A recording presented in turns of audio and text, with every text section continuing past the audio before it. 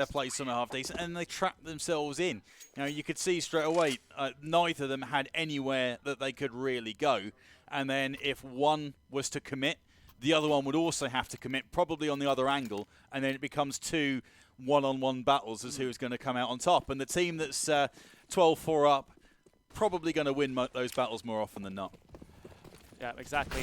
The momentum game definitely with Warwick right now is there's going to be a couple of burns towards that bar side as they try to get themselves up over the boost, but early kill for Nigel in towards B main on Deep Fry. That nade, oh my word, that is absolutely huge. Really coming up big with the utility damage there, as finally Riku will drop off the boost and actually get a little bit more damage to his name as a result. But MFX flashing himself out now will try to find these players, but they're being hidden. The reply nade coming back on towards MFX, but only chips him down to 81 HP. But my word, that is utility usage, utility damage being done to Bath there, and they're all very, very soft for these M4s and that MP9 as well.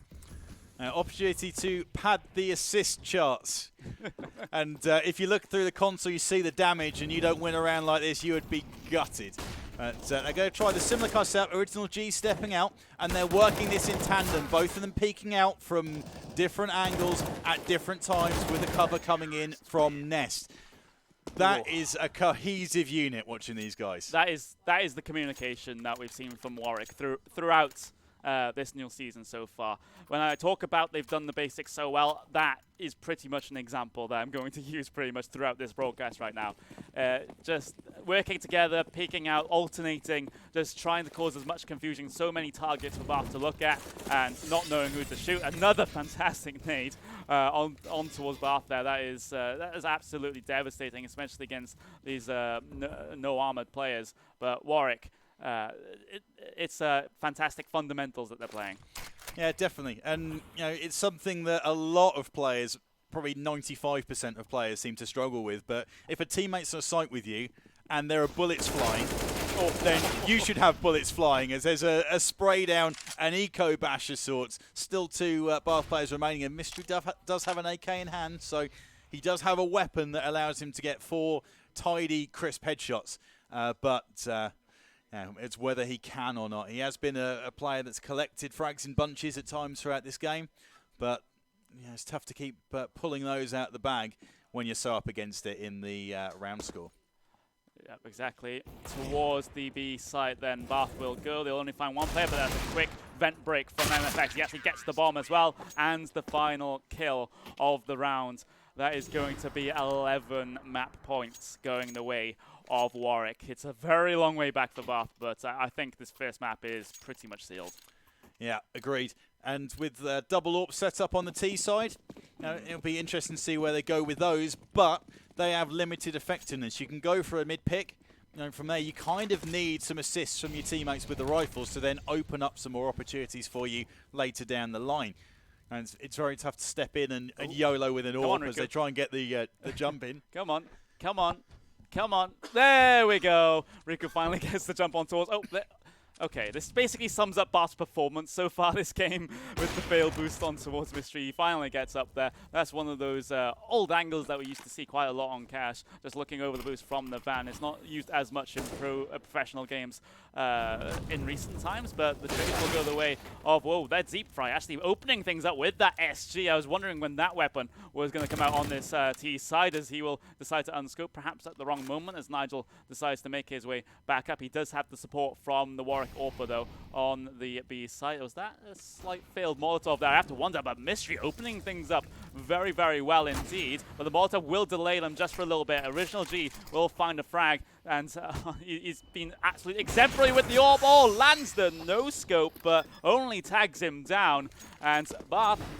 they get basically a consolation round right now. I don't see them winning 10 in a row, but I think that is sort of more of a confidence play right now. They say you can now say that we can still win rounds against these guys. So maybe this map has got out of our hands now, yes, but coming into the later maps, then they'll still have some shred of hope to hang on to. Yeah, 100%. That was a really well executed B play. Had the utility, which was super effective, but they're also able to connect the shots when they needed to, and they did a similar thing to Original G. to what Mystery was seeing in the late stages as well. They swarmed him en masse, and even though he was a little unlucky with the leg shot, the no-scope leg shot, which is probably one of the most frustrating things you'll ever face as a Counter-Strike player, but yeah, it was really well done, and it's good signs for them going forward that they can at least make it interesting. Full out A execute from the Bath side as they'll try to get their way out. They actually spot Fades playing the upper position. Absolutely fantastic find there from Rico as the Bath have sort of partial control of this site right now. They have the bomb down as well. Mason though creeping up. Does he check it? No. Well, Deep Fry was facing him, but Mason finds the 1D. SOS looking for the player right now, but he's still not able to find him. MFX actually tagging Rico down through the smoke there as both, well, the CT side kind of half out onto the site right now, which is a very interesting situation to have. Mason can cause a huge amount of nuisance playing in that fourth position, as this smoke will just delay the push right now. Original G finding the kill on towards SOS. Rico taking out, but Mystery and Rico getting themselves kills. Mystery with the AWP as well. It's brought down to a 1v1. Rowan with Mason on 30 HP. Does Mason even decide to go for it? He has so many rounds as a buffer. He won't. 6th round will go to Bath in a very, very hectic take. Yeah, just going to retreat out and grab the AWP. Fair choice on that one.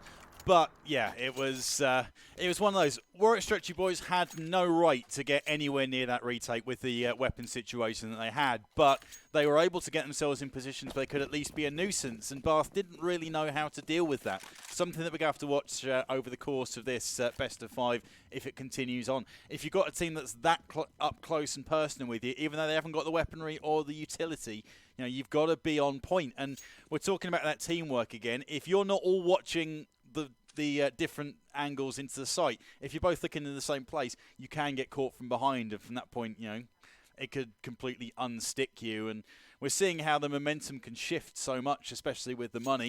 You know, it can start a snowball. It could very much do so.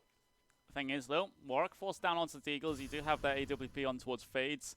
You got P250 on Original G, no armor to speak of on any of the players. So we might even see a 7th round here for Bath as, if things go to plans. Rico finds the first kill of the round, finds the second kill of the round as well on towards Mason. So he pretty much cleans up the A side. But we've got 2 players here pushing through Z, and Deep Fry is definitely very, very well aware of that possibility. Does he turn around at the wrong time, though? That's going to be the issue. Riku creeping up, playing aggressive towards the car position. Deep Fry going to get tagged down quite a bit here, but does not fall.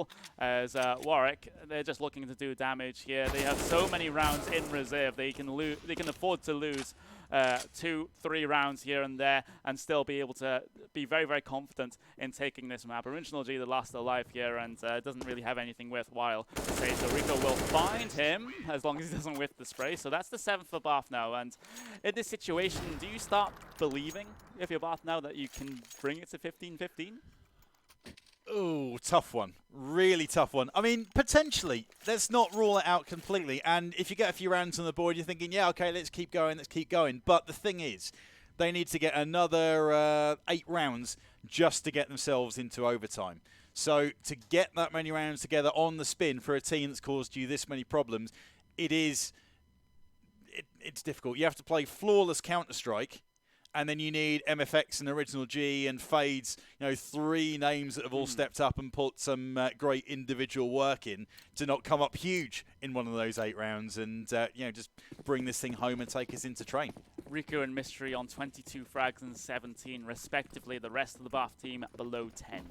So a couple of players do need to step up if Bath are going to take this grand final by storm. But MFX and Fade is an absolute meat grinder in the mid position. SOS will get a trade back, so that's a little victory as he breaks the vent there with that SG. But Mystery will look for a pick instead towards the A site. But the player at Fork was close enough to be able to hear the scope in. So both of these players will be well aware of Mystery's presence here as he slowly decides to peek up. It just depends on the timing as he slowly does it, finds that player, only needs to find a leg because MFX is so low, but MFX finally will go down.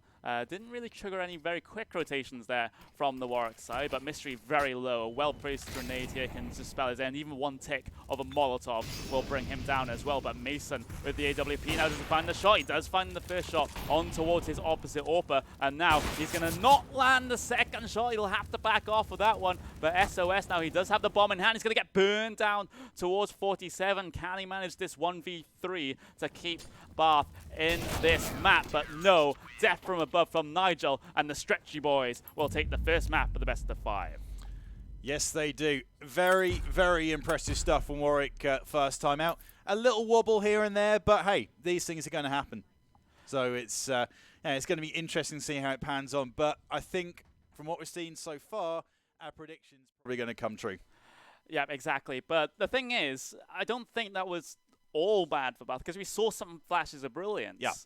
We saw Riku, we saw Mystery just having some absolutely fantastic rounds, and I think if Original G didn't win those three clutches that he had, we could be talking a very different story here coming in towards the end of that map. Maybe Warwick still would have taken it, but it would have been definitely been a much closer much closer sort of storyline, and maybe we could have looked at overtime, maybe look at Bath winning their map pick, but we'll get ourselves just a little bit of a short break here before we head in towards the second map. But yeah, that's what we are going to do here on the NUEL, and join us in just a couple of moments' time.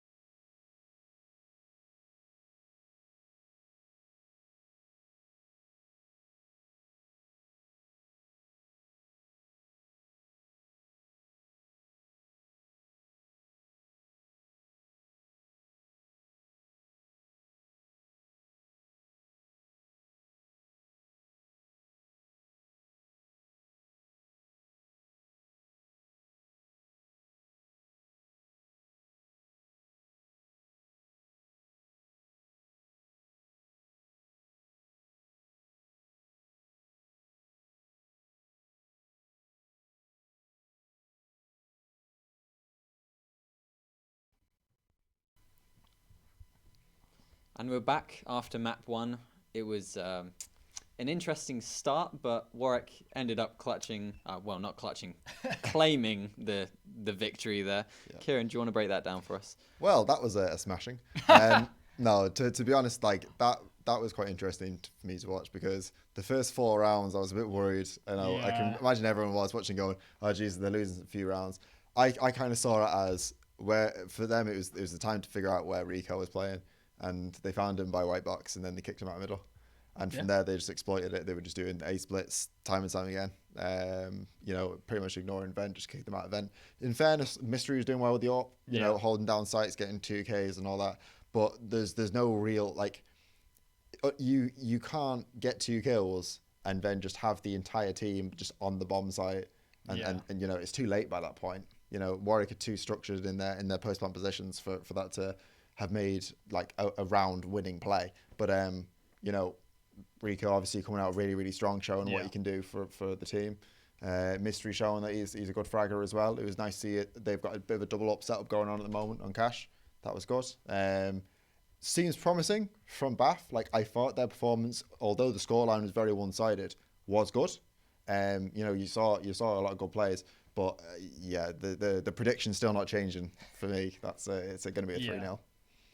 15 rounds in a row, I think. Yeah, for Warwick. it was a bit of a snowball. After going down 4-0, Warwick called a pause, found out what was happening, just came back into it. Yeah. It's the Allen effect, as I like to call it. They lose a string of rounds, and 4 isn't a lot, but it could get out of hand. He calls a pause, discusses what needs to be talked about, comes back in, implements the changes, and it works because teams can't adapt fast enough. Well, that's it. I mean, like, at the end of the day, you're coming into this game saying to yourself, like, we're going to win this. The issue I have with that entire game was those first 4 rounds. From then on, like, Warwick had that. The issue is that they needed to take that pause. And I think when the casters were talking about it during the game, and we were talking about it during the pre-game stuff, they don't have an in-game leader at the moment. That, as far as I'm aware, is Allen. Yeah. And their mid-round calls. I'm not saying they can't. I'm not saying the individuals on the team cannot IGL. I'm just saying I'm not sure if they have one. Yeah. And I at least saw that in the first few rounds. It was very indecisive. There was a lot of pausing. There was a lot of, we've got a kill here, and nothing. They don't take advantage of that. They carry on sitting in their default. But, you know, from then on, they seemed a lot more decisive. They kind of knew what they were doing. The A splits were great. You know, they'd take mid control using the utility they had. They'd get to white box. The 2 guys would be in A main, ready to go out as they were going up highway. And it was nice to see that a team can be executing these sorts of strats and coming back from what could have been a very tilting first few rounds. Yeah. The next map up is Train, if I'm correct. It's a bit of a whitewash, that one. There's no chance in my mind that really Bath get anything. Yeah, I mean, this is going to be a map where Bath CT side needs to be Rico on B, and he needs to annihilate Warwick every time they come B, and there needs to be 4 guys outside, and they need to hold that with just that. That's the bottom line. They cannot give up map control. But they do have strong uppers, which is quite vital on Train. Yeah. And if Mystery can win that one-on-one duel with Original G, then I think they stand a chance. Yep. But I think Original G is hitting shots today. Did you see that 1v3? Woo! Yeah, so that didn't bode well for them at all. So coming into Train, even though Cash was their map pick, they thought they stood a chance. We thought they stood a chance on Cash. Yep. They blew 16-7. Coming on to Train, Warwick's best map. Yep. Their map pick, I'm going to say 16-1. Ooh. 16-1. No, it's probably going to be at least 16-2 because they never win a pistol round. So they have to lose both the pistols, and then they win the rest of the rounds. I'm going to change my prediction. I'm going to go 16. It was funny. They were talking about this before the game, Warwick, where they were saying, like, I wonder how many pistol rounds we're going to win today. Probably 2. I was like, sounds about right. That's rough. So, lastly, I'm going to ask you, you're the captain, or you're one of the players on Bath A. What's going through your mind? What are you telling yourself coming into this map? I'm going to be telling Deep Fried, SOS, and Rowan, go deathmatch. You are botting out. The only way they win this is if they frag out. Yeah. And if they're not DMing, they're not fragging out, and they don't stand a chance. Right. For me, it would be a case of they need to play to the strengths of their team. Their strength of their team is Rico. So bait yourself for him. Feed him frags. You literally run out on the bomb site backwards so that the other person who's shooting you is so confused about what's going on. Rico just steps out and one-taps them. I'm not even kidding. Like, obviously don't run out backwards, but Wow. the principle has to be where you admit to yourself, this guy's better than I am. We need to win this game. The only way we're winning this is if he drops 40. So we're going to get him those kills by baiting ourselves. You know, you have to defend your best players and put them in those post-plan positions, put them in the winning position. So we'll see if they do that. Pi, I don't suppose you could demonstrate the entering the site backwards technique. So, all right, I don't know if the stream can see much, so we're gonna represent Kieran as the door frame. So we're gonna jiggle it. Nah, that's not how you do it. You just solid walk backwards out, and now we're gonna do analysis like this for a while. Now, unfortunately, I've been patted on the back a lot today, so I don't really know what people are laughing about. So, What a symbol! Just a couple assumptions can be made, I assume. It looks like a superhero costume. Do you not think? Kinda. Yeah, Kinda. He's like got the little NUEL cape going on. don't know what you're on about. What does the N stand for then? What's his superhero name? Oh, don't even start. Nonsense. yeah, you're not wrong there. High tier analysis. Oh, what can you say? Only the best from Manchester. You make it okay. You make it sound like this is just a whitewash, which Yeah, it is.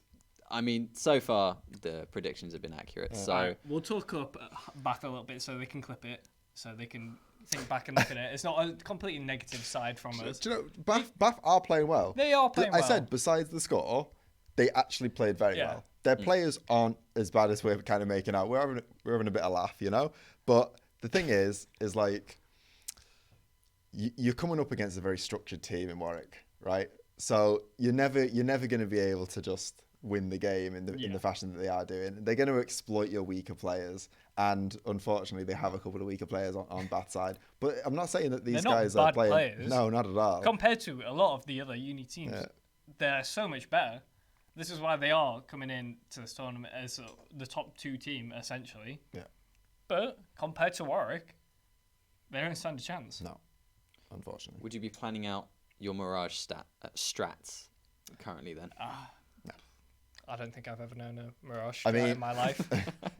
I don't have any well, we have one, but let's not go into that.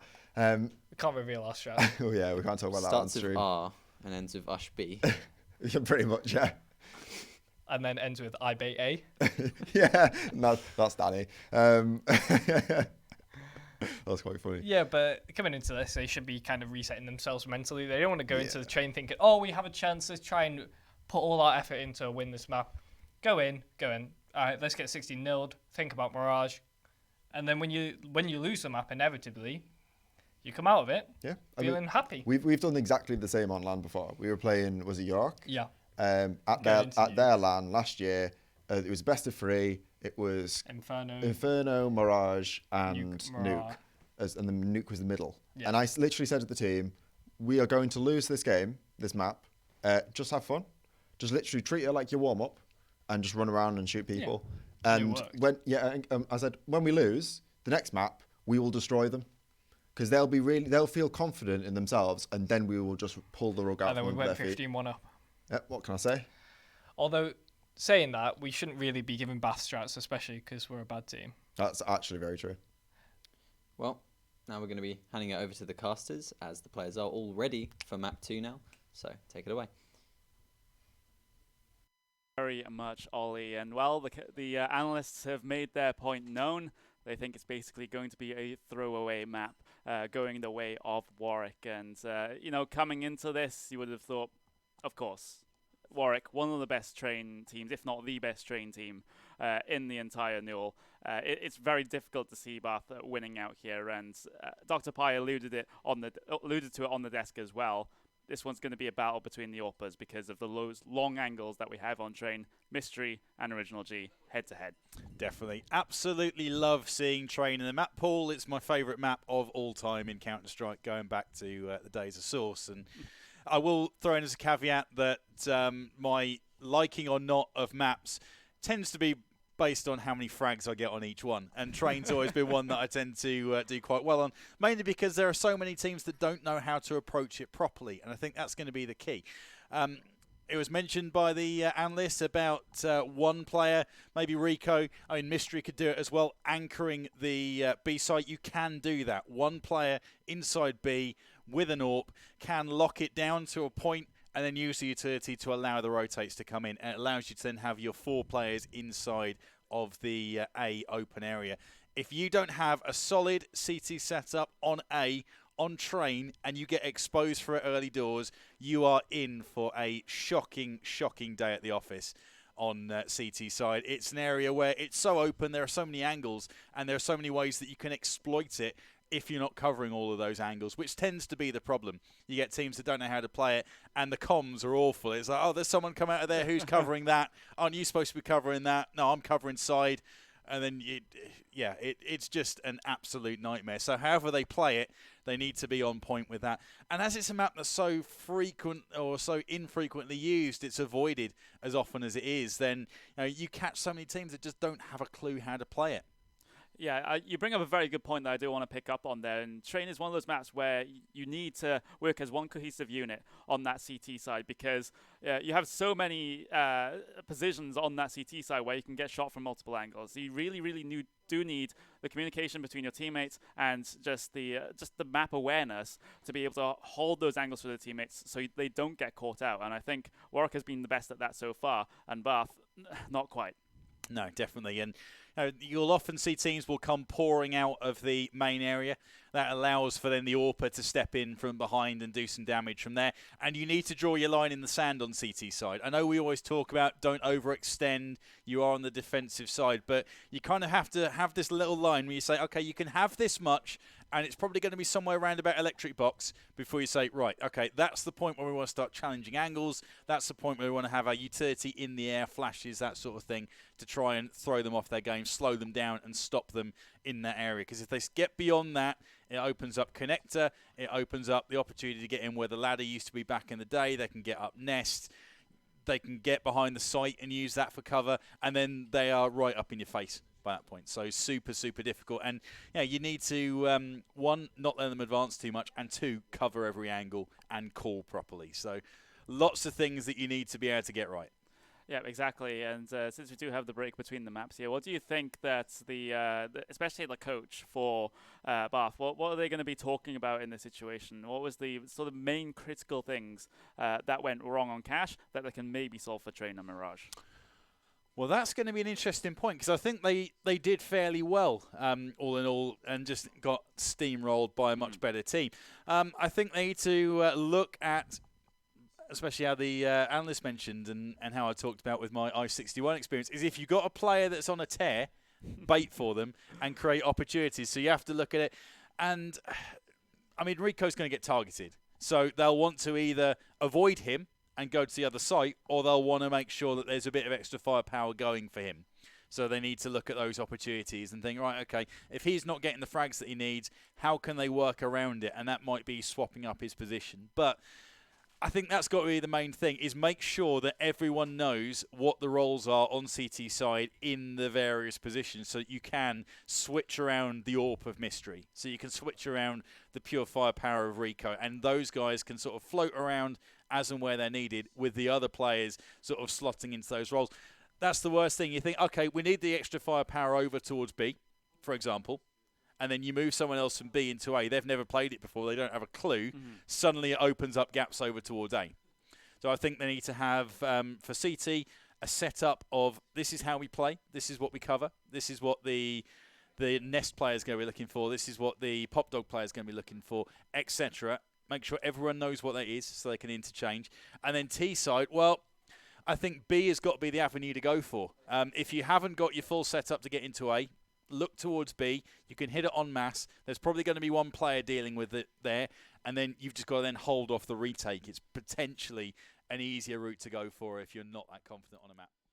Here we go then. That's the approach that my wonderful co-caster Crossy will take to this map, but will it be put into practice here in the second map of the best of 5 series for the grand finals in this NUEL winter split? Mystery opening up with a fantastic shot up on towards Fades, as the rest of the map will be very, very quiet indeed. That early pick going in the way of Bath right now. That's definitely something they can really work with. Deep Fry playing behind the wood, playing behind the spools here, and that is not really an angle, as everyone seems very, very stationary. We might just have, we don't have an issue. It's just everyone being quiet. They were so passive that we thought the server had frozen, but no, I think they're okay. But Original G going to get those outside smokes, or at least contributing to those outside smokes to get themselves on towards A. Riku going to get flashed a little bit. Mason will get the first kill up on towards this side. Riku has to do so much here and try to find some heads. He gets pushed by Nigel, but Nigel wins out on the gunfight,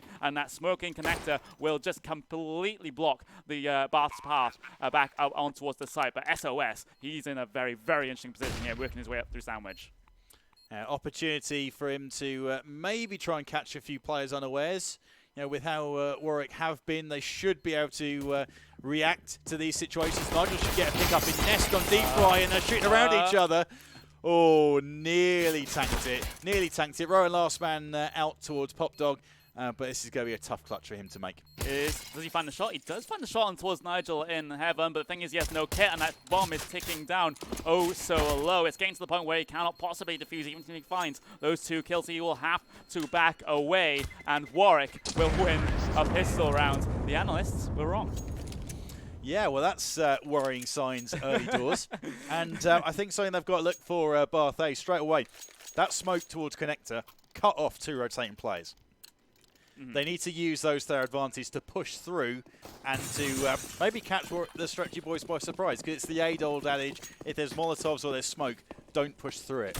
In this time for Bath, push through it. They won't be expecting it. Like I said at the start of the broadcast, chaos may be your friend, and Mystery definitely contributing to that sort of play style, as he does manage to find Fades once again. Then it'll come down through Pop Dog and tag up Deep Fry just a little bit, making him a little bit softer for these Mac 10s. The second one, unfortunately for Warwick, won't land, but Original G finding himself a kill up on towards SOS, as that bomb is still just sitting outside of that team mid position. So Warwick definitely not going to rush into things here, having given up that opening pick. So that's twice now that Bath have got the opening pick, but last time they weren't able to convert, and it's going to be much more unlikely with the inferior weaponry that they have, as Rico is going to get slightly aggressive through towards teammate, and actually he goes back for it, tries to fake away the running away, and then Original G, when he tries the back 10 up close, finds the head.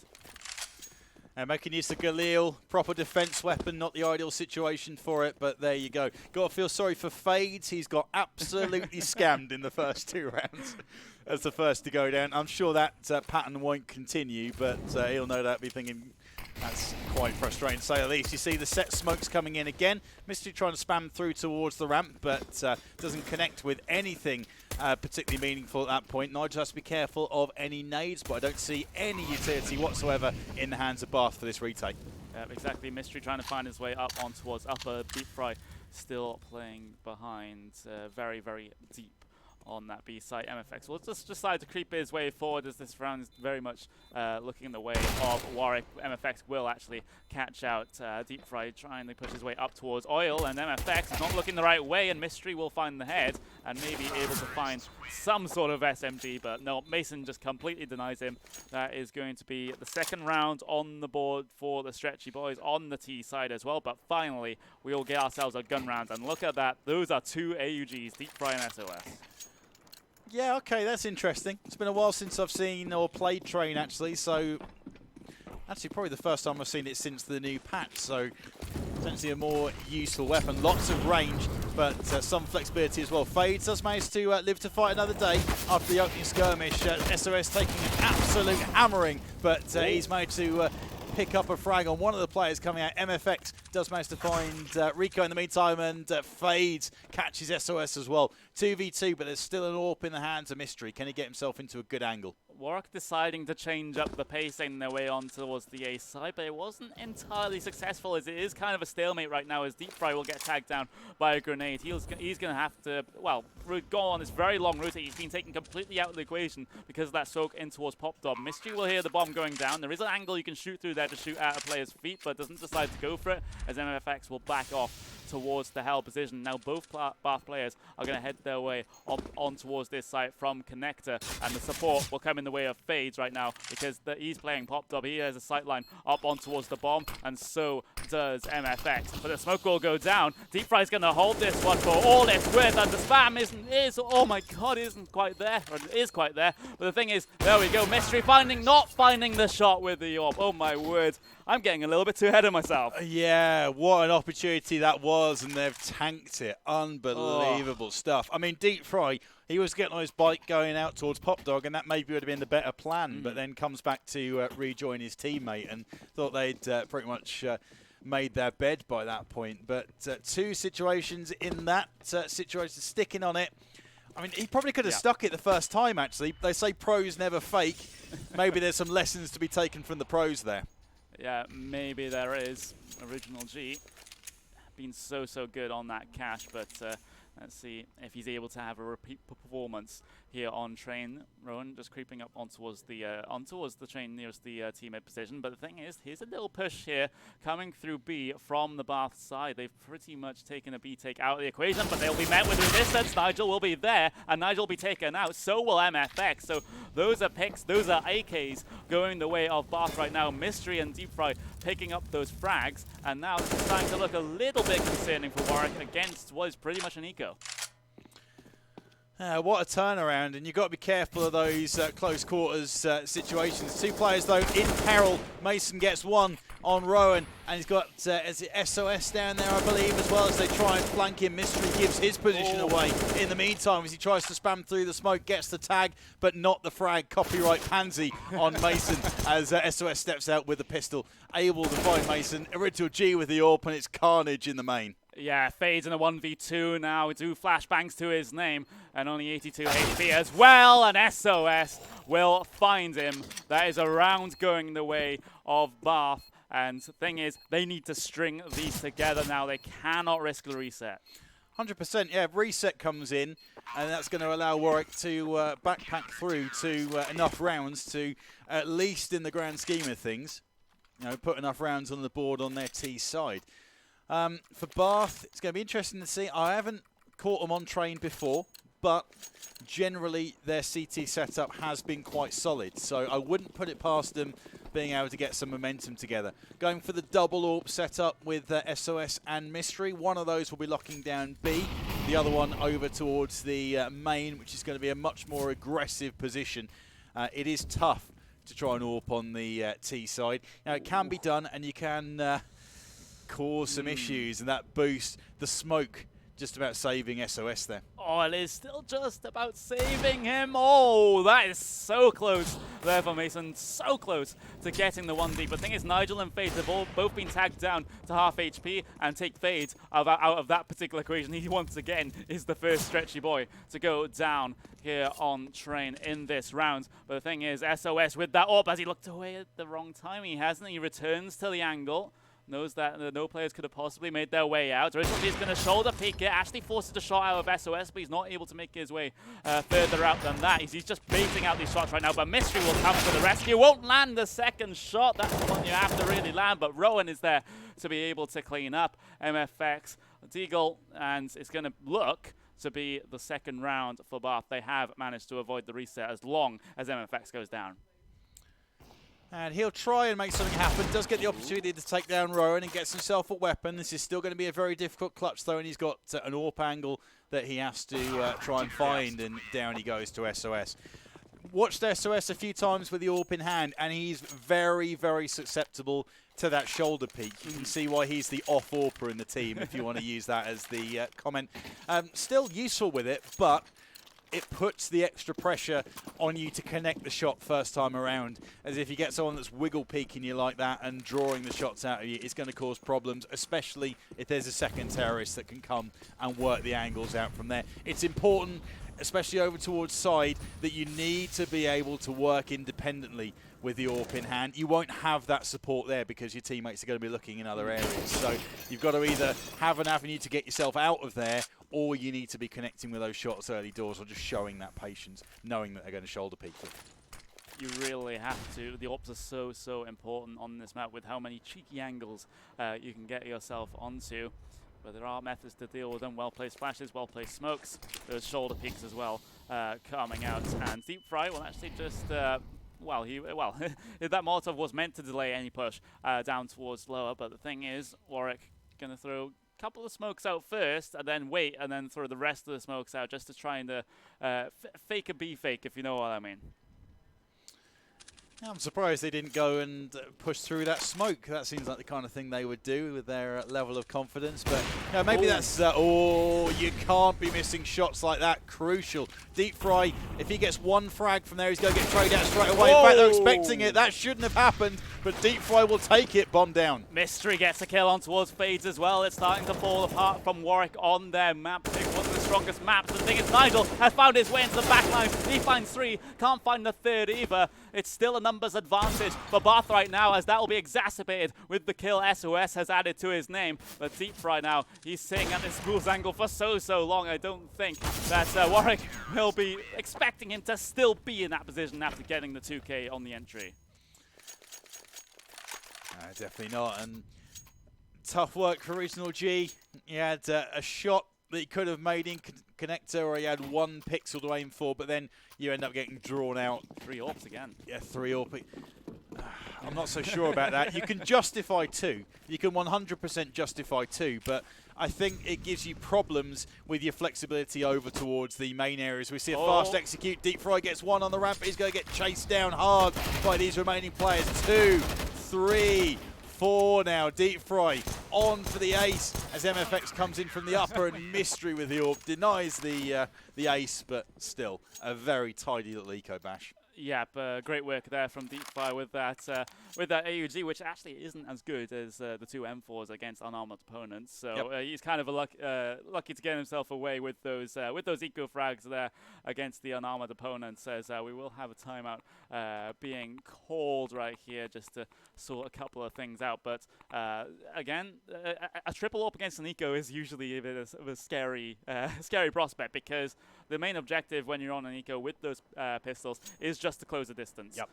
You got to get into a range where those pistols are going to work more in your favor in terms of the percentage game, and just trying to find those dinks. But for Warwick, it didn't really work out that way. They will get themselves onto the AKs. No AWP for Original G to work with here. So 3 AWPs on the CT side, none on the Warwick side. Yeah, I'm not sure how that's going to pan out until we actually see how this round develops. SOS, I think, is susceptible to get his face ripped off by an AK with a simple shoulder peek or 2 over towards the side area. And if they can get that, that opens up other opportunities. But Deep Fry with the AUG in hand manages to find Nigel as... where would that have been from? I guess he just went YOLO down the ramp to try and make something happen. Oh, there's a little bit of confusion there on the CT side, but Rowan has the angle covered for his teammate. If these Warwick Petrecci boys decide to head their way down towards Ivy, flash will come in, but thing is, it does not catch. Original G finds the 1 frag onto Rowan, tags SOS down. SOS going to buy his team time by throwing that Molotov to try and delay the push. But the thing is, this is a very interesting situation for the CTs right now. They've lost some control in the Ivy position. SOS will decide to gain that control back. Just this is the exact same angle he was at while he was getting shoulder peeked just a couple of rounds ago. He missed the shot that time. Can he land the shot this time against what should be his original AWP? But Original G on that AK-47 right now, playing very, very patiently. The rest of his team are currently looking towards the A side. The smoke will come on to smoke off that back of Ivy position. Rico finds the first AWP kill though, as these players try to make their way out onto a site, and Original G has found a way around the edge of the molly there. MFX will pick up a kill, and Original G, MFX again as well on towards Mystery. SOS, 1 HP in a dream. Original G, 1 HP. SOS has 67 with that AWP. What can he do again in this 1v2? We haven't really seen him in this sort of situation before. He only needs to find the one frag onto Original G, but he can't find it just yet. He gets the tag on the MFX, pulls the pistol out, he's dead. And Original G, 1 HP, 1 hit from basically a flashbang, a 1 shot from that pistol as well. And he is taken completely out of the equation. Original G up on the train. I don't think that SOS will expect this one. He does not. Original G again clutching it. 1 HP left this time. Super smart work, hopping up on top of the train and maybe anticipating that there isn't going to be a just stick the defuse. No one seems to like sticking the defuse again, and sometimes that will work out a lot better for you than you would expect.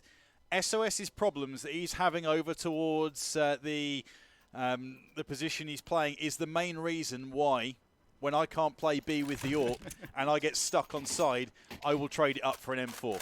Because in that close quarter situation, if we get to Mirage as well, that's going to be a matter round about the mid area and connector. It's difficult to play close quarters. You can get shoulder peaked, and it can limit your opportunities. Because by the time you can move from there into a position where you're more comfortable, there are terrorists already all over the open site, which we said is key to the game.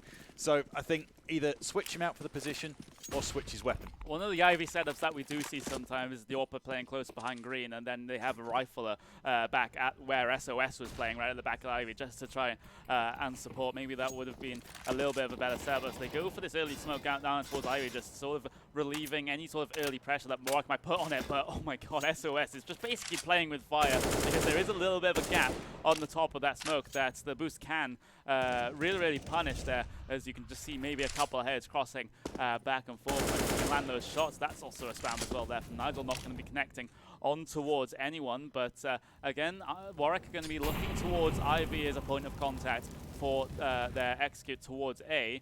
But right now, they're still undecided, I would say, about which way they should go with a minute left in the round. But MFX and Nigel will do this double drop through pop top, no utility. No one going to greet them, though, and they both get down relatively okay. SOS, he has traded the AWP for the rifle instead, playing at this very, very tight angle, which can definitely catch out a good couple of players if they make their way out through there. The smokes will be thrown then from Original G right from T spawn. Mystery finding the first kill, finds the second as well on towards Nigel. The Ivy pressure will come in, and Mason able to gain control of that part of the map. Original G trying to peek out, trying to find some kills with that AWP, and he's going to get a face full of M4 instead. Fades in the only one left in a 1v3 right now, and he can't manage to pull the round back for Warwick, and that's just fantastically done there for Bot. They threw that utility to be able to just delay the push from Warwick, and mean that the utility that they did end up throwing had not a lot of time left on it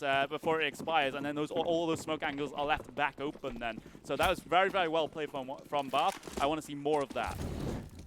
Yeah, just extended the time frame of the round, if nothing else, and force Warwick Structure Boys into needing to do something. You see them trying to clear out all these angles again, but with the smoke coming up in there, SOS with the spray down, he gets 2.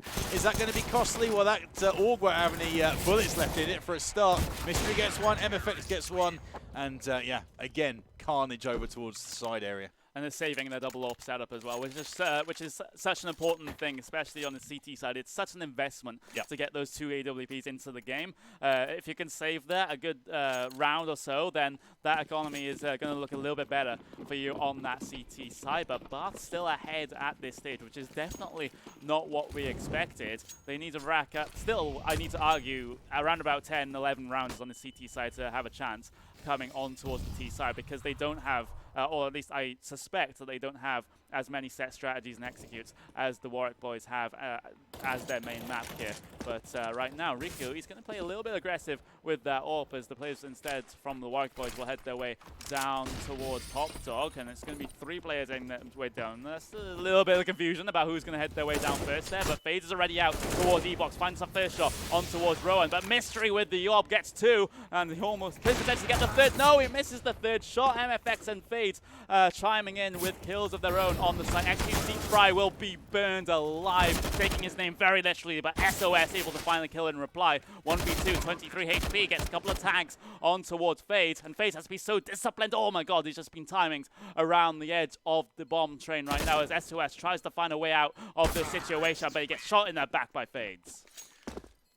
Hey, just to highlight a point that you raised in there about T-sides and how that's going to pan out. I think the biggest problem that you have looking at well, I mean, Mystery's running the show so far, and maybe he can do the same thing again, but if you're looking at Rico to step up, I think the player that can turn the tide on your T-side has to be your AWPer on train.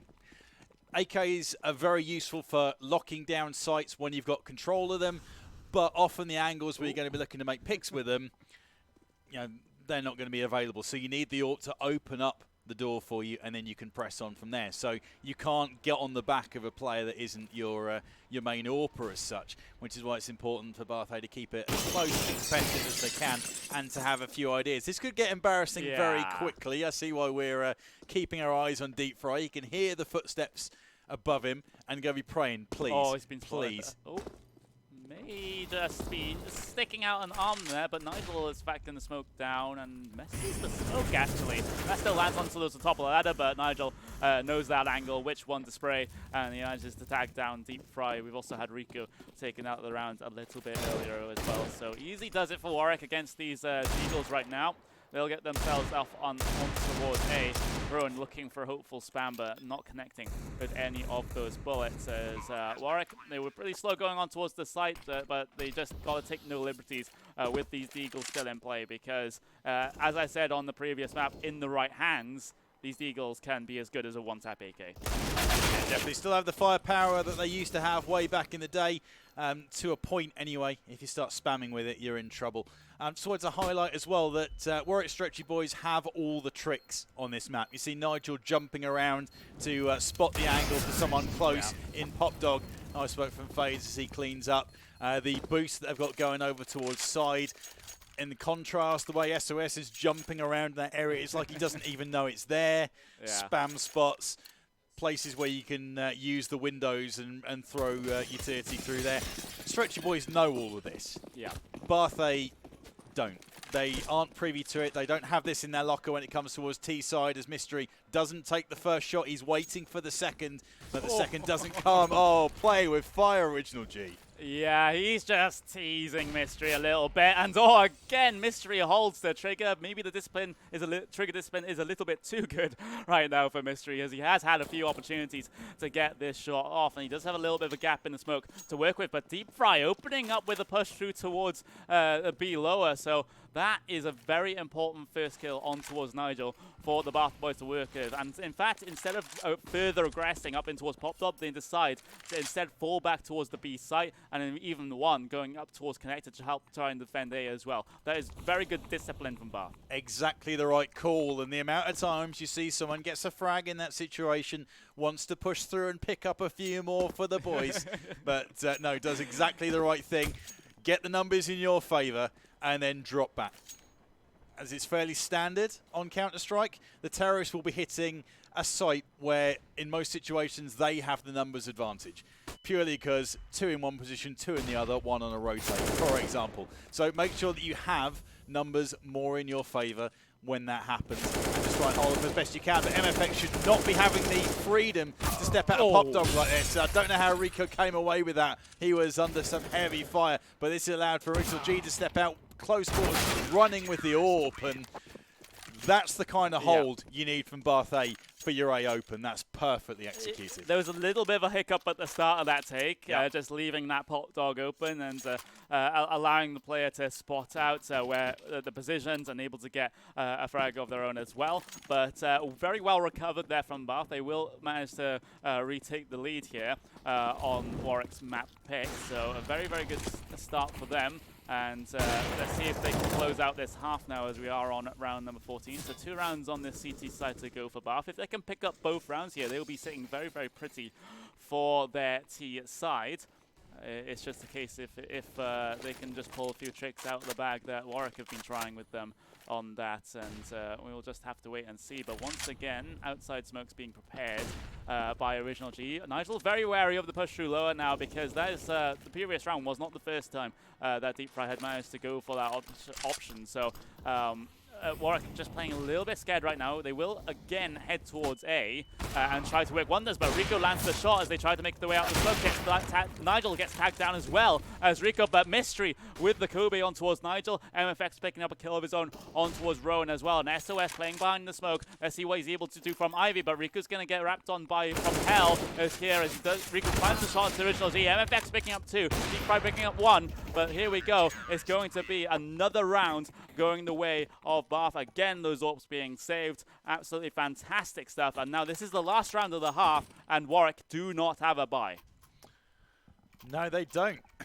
Maybe that's going to work out well for them. They'll have to go for a fast play over towards B or something like that. But they're having trouble out into the main, purely because Bath are playing it in the right way. They are missing a few shots on angles.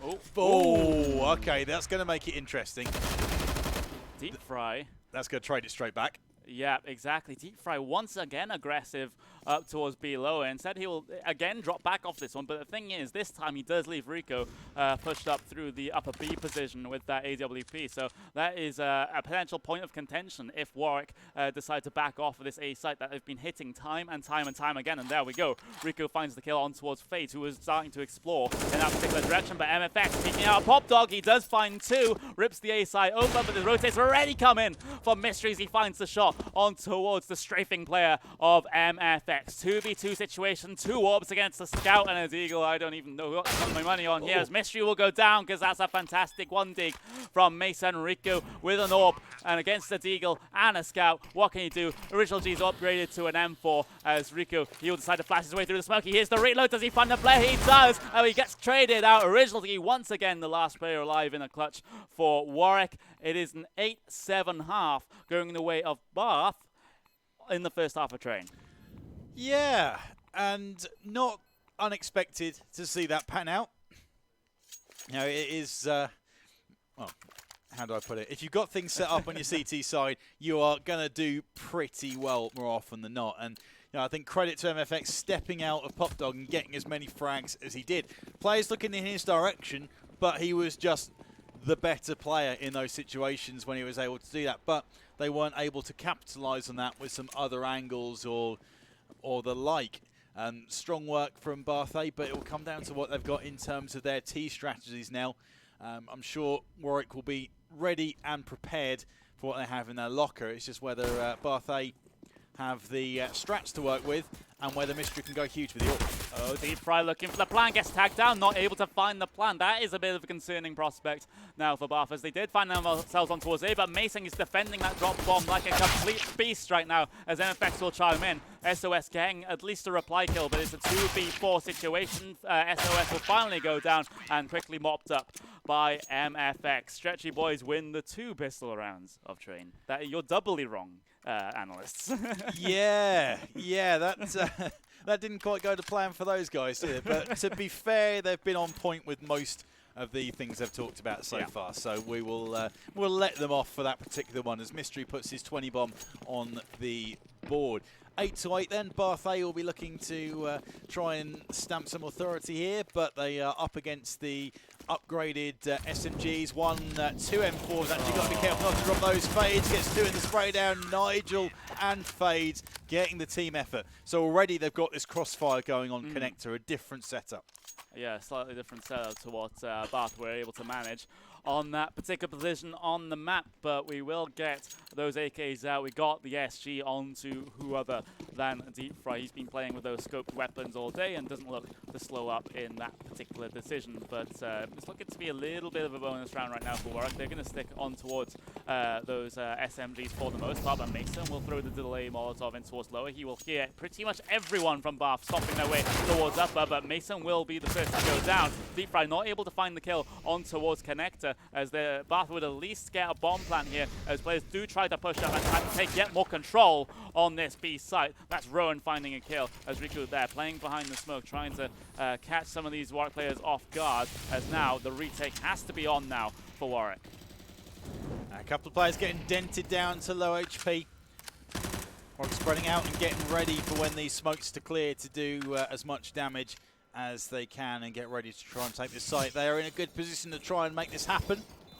They need a bit of individual brilliance. Original G finds one, and they've let Original G walk in from behind. That's going to be a dangerous prospect. He's got 3 with that SMG in hand. No time, though. No time, and they actually, with that smoke positioning, they were expecting it to be planting default, but instead it was planted more towards the oil side of the B bomb site. So that is a round narrowly gotten away with there for Bath. So as a result of a vast majority of the players going down, they will well, this will still have a buy here, but not as good as perhaps they otherwise would. And Warwick will actually get themselves up on towards M4s and AWP on towards Original G, and no opposite AWPer for Original G to deal with in this round. So Bath managing to win out in that particular situation on the last round, but there we go. There's sometimes the danger of getting themselves down Pop Dog. I think that flash actually came after he had actually dropped down on drone presence, so that was just an easy spam while blind for those Warwick boys. So Fade stepping out as well. Got a couple more players to deal with, so they'll probably rotate out and maybe drop up Pop completely and let the 2 players in A slow up a little bit while the push is about to come in. So Nigel's got himself up towards next to Green Train. See what he can do from there. Going to be a strong position though for Warwick Stretchy boys, and I think the key for Bath in this is to try and do as much economic damage as they can. Try and drop as many of those weapons as they can out of the hands as they go through into this second half of Train. We've seen how important that was in the first map. I'm sure it'll come true again as SCS manages to catch Nigel sleeping.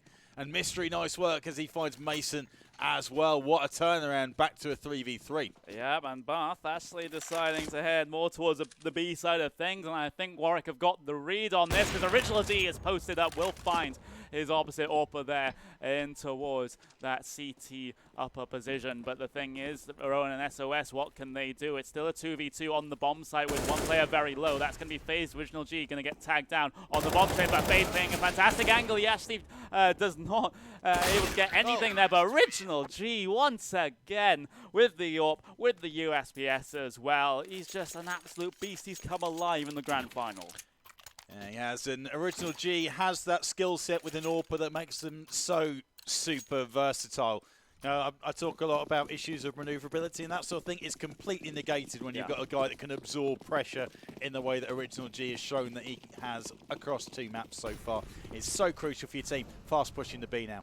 Yeah, exactly. It's, well, not quite a rush in towards B, as they will start walking at the very last minute, but will show presence with those Deagles towards the lower B.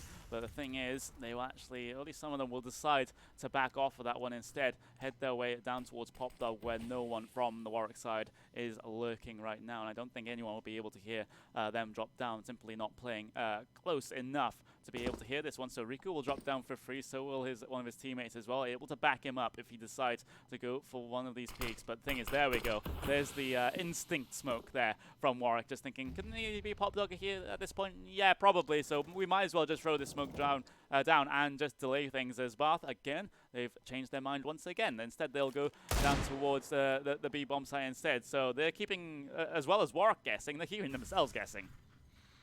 Yeah, maybe could have pushed through that smoke. MFX is so far away from Pop Dog that if they just walked through, they potentially could have found the 1 dig. Instead, Original G was able to pick up a shot on Rico. Mystery finds one, but Fade should be able to deal with his pressure around him. Whips out the pistol, and it's almost like he's got an aimbot on. He's flicked so quickly towards the face of Mystery up above him. And Warwick Stretchy Boys, most importantly, they're keeping most of their weapons.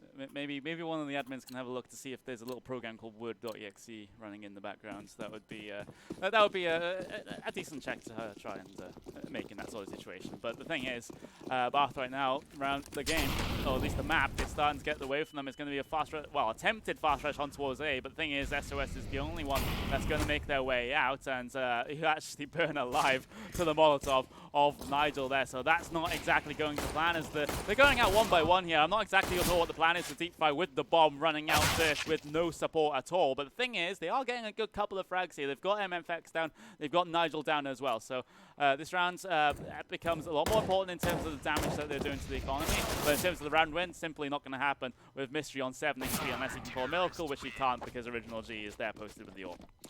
Little bit of a throwaway round, and all set up by one Molotov that split the team in two, and SOS just kept running by that point. It's all right, okay, I'm going for this. Runs into the second Molotov, that's the end of that. It's like we're watching a Mirage B Apartments rush, but you know, that is the problem. If a team wants to try and get fast out of main, you need to draw that line and say, nope, that's not going to happen. You've either got to pick us, or you've got to use 10-ton of utility to get yourself in. So I like that, maybe preempting that an eco is coming. Yeah, exactly. Some players very much able to do the quick maths in their heads to be able to see what sort of buy that the other team may just be able to pull out, as Nigel is in a pretty important position here. Push close up towards the server, but Deep Fry not able to land the shot on towards Fades, who's playing that heaven position on A, so that is going to be the early advantage going the way of the Stretchy Boys once again. Mystery boosted up over the server, but the thing is, they're not expecting Nigel to be pushed up near the server. Gets pretty much 2 free frags. SOS will at least in part respond on towards MFX, but that is one of those angles which you just have to check. Yeah, definitely.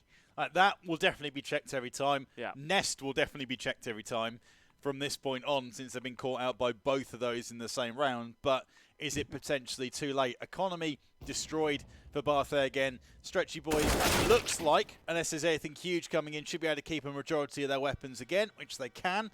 They are bolstering their economy ever further as Rowan makes his way out. I mean, I'm liking the rifle inside of side a lot more as Original G. Again, on point, just using the sight for cover. Little wiggle peek out, finding the player, connecting the shot. This is very solid Counter-Strike. Very solid indeed, and Original G surviving 3 consecutive rounds without dying. Thank you very much to CSGO Tooltip. They're heading onto round number 23. Warwick edging themselves ahead and look to take their map pick here on train early. Molotov going in towards the team mid position, but the thing is, Bath are already out, but they're going to get caught out by both MFX and Original G. Original G is basically playing us like a pug right now. He's just running around, hitting AWP shots left, right, and center. What can you do about that? Because Original G right now, he's basically taking the simple approach of just being everywhere. Yes, it's very tough. And all you can really do is avoid more than anything else. They haven't probed enough in the side, I wouldn't think. I mean, Nigel picked up those couple of frags last time out. They need to be a little more clever with how they work that. And it pretty much just needs to be put an AK in the hands of Rico and say, go on, then get us a pick over towards Ivy. Mason, he's getting a little aggressive and should pick up the frag on Rico, so down he goes again. Being kept fairly quiet is Rico in this map, and you know, it's a struggle for you as a rifler sometimes to really get involved. Deep Fry is going to catch a nade to his feet. No, he doesn't. Okay, interesting. But his position is known, and he is trade out instantly. Mystery with the AWP. What can he do now? Yeah, exactly. Mystery needs to come up big here in the 3v3. AWP still in play on Original G, which is a very scary prospect. And Mystery has to be careful about what the timing is when he scopes out in that position. But Original G, this is a pretty good angle to hold. But the thing is, starting to explore on the top of the trains. Here comes SOS and, of course, Rowan heading their way out of Pop Dog. So those Molotovs and smokes will go down on towards the A site. The flashbang will help as well, but Original G might just catch out. Oh, that's a whiff and a half there for Original G. It does allow the player to get out on towards, well, not quite out on towards the A site. They're just playing closer towards the team mid right now. Perhaps not a position that these Warwick Warriors are going to expect. But MFX right now playing close to the ladder. He's got support in the form of Mason coming through connector as well. And Bath right now, they just have to be not greedy. They need to just hold those angles for each other. Rowan getting the first kill. Rowan looking for the second. He gets greedy with the spray. Mason able to trade out. That Molotov will delay. Mystery takes, but SOS gets the kill through the smoke to deny the defuse. Original G, can he clutch it out? Again, that bomb's ticking down way too far for my liking. He can't even find the bomb through the smoke either. And that is finally going to be a clutch lost by Original G. It goes the way of Bath. They go into double digits. Yeah, that's going to be one for Pride. They've made it interesting, but they have certainly not done too much damage to the economy of Warwick Stretchy Boys, who will continue to buy into this one. And hey, you know what happens? If Bath A get dropped here, they get reset. And at map point, I think we can pretty much write that one off.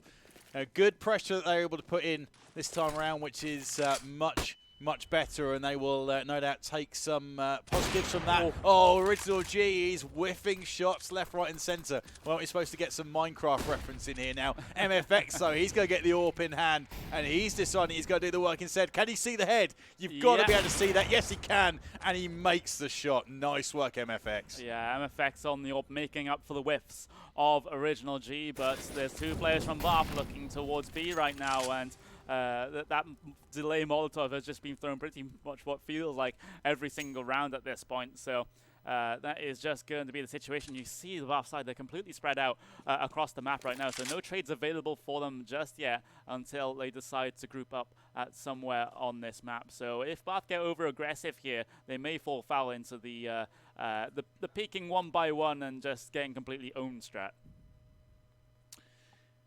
Yeah, for sure. Got to be careful of that. I need to get together roundabout now and just go for a concerted effort into a site. Nice opening gambit from Mystery, but will his teammates be able to get into a position to help him out? No. And the opportunity goes away. And down goes Rowan. SOS is probably not long for this world after. He gets traded out. Nice work. And Warwick Stretchy Boys put their 15th round on the board. Good work from MFX and Original G working as a duo. So Original G had the spots. He will have been calling those out. You know, he didn't need to call that he'd missed the shot. You can hear that and not see the notification in the top right of your screen. You've had the sign already. But knowing that, he's giving the information that allows MFX then step out from the other angle and wait and still pick up those frags and still be able to protect the entrance into the site. So they worked that very well. Good communication again. MFX, though, he's tanked the AWP shot and he's got to get out of dodge. Yeah, Mason pushing through upper will only just miss the T's as they decide to head their way out through lower. MFX is so low, but still manages to find the kill with that CZ75. Rico gets the kill, gets the Deagle through the smoke. Bomb will go down for Bath A right now, but the thing is, it is a 2v4. They're fighting to stay in this second map, but Mason pushing through upper fades. Mason's help isn't even needed, as they will likely get the defuse in here, as long as that Molotov just disperses, it will do just in time. But that is going to be 16-10 going the way of the Warwick Stretchy Boys right now. They will take the second map of the series, and then we've got to head towards to Mirage to see if they can close it out 3-0. Certainly looking that way. A much more spirited performance from Bath A, and it came down to the fact that their CT setup actually wasn't too bad. You know, they had the right ideas, won the half, which is very strong work in that, and it just came down to some, again, individual brilliance from the likes of Original G.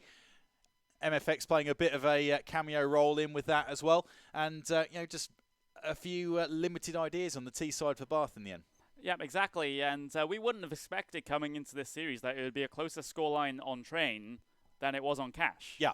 That is just how Bath have just started to evolve into the series a little bit. Don't get me wrong, this is still very, very unlikely for them to take this entire series win at this point. But heading on towards Mirage, that is more of an equal map than what Train was. So if we're going to see a map win here, it's going to be a Bath's chance on Mirage to maybe take it to a fourth. And, you know, taking a map off of Warwick, it's so hard to do. There's only been a couple of teams that have ever been able to do it in this split. So it's still there. It's still a chance. Yep. Maybe up to, from about 5% up to around about 10-15% at Yeah. this point. But it still backs up against the wall. They need to go and chase this Mirage now. They do. And Mirage is one of those maps where it goes so much on the momentum. You can get in a flow and you can put 11, 12, 13 rounds on a half. And that could be CT or T side. It's so up in the air that Bath, if they can take some solace from this and just catch that flow and then use the economy to their advantage and really put a foot on the throat of Warwick Stretchy Boys, then it is a map that they can take. And then we get into Nuke, which is again another Carnage map where anything can happen there. So, it's going to be an interesting prospect. We'll have that for you in just a couple of minutes' time. We'll take a short break, and then we'll be bringing you potentially the deciding map or potentially a setup for an epic grand final.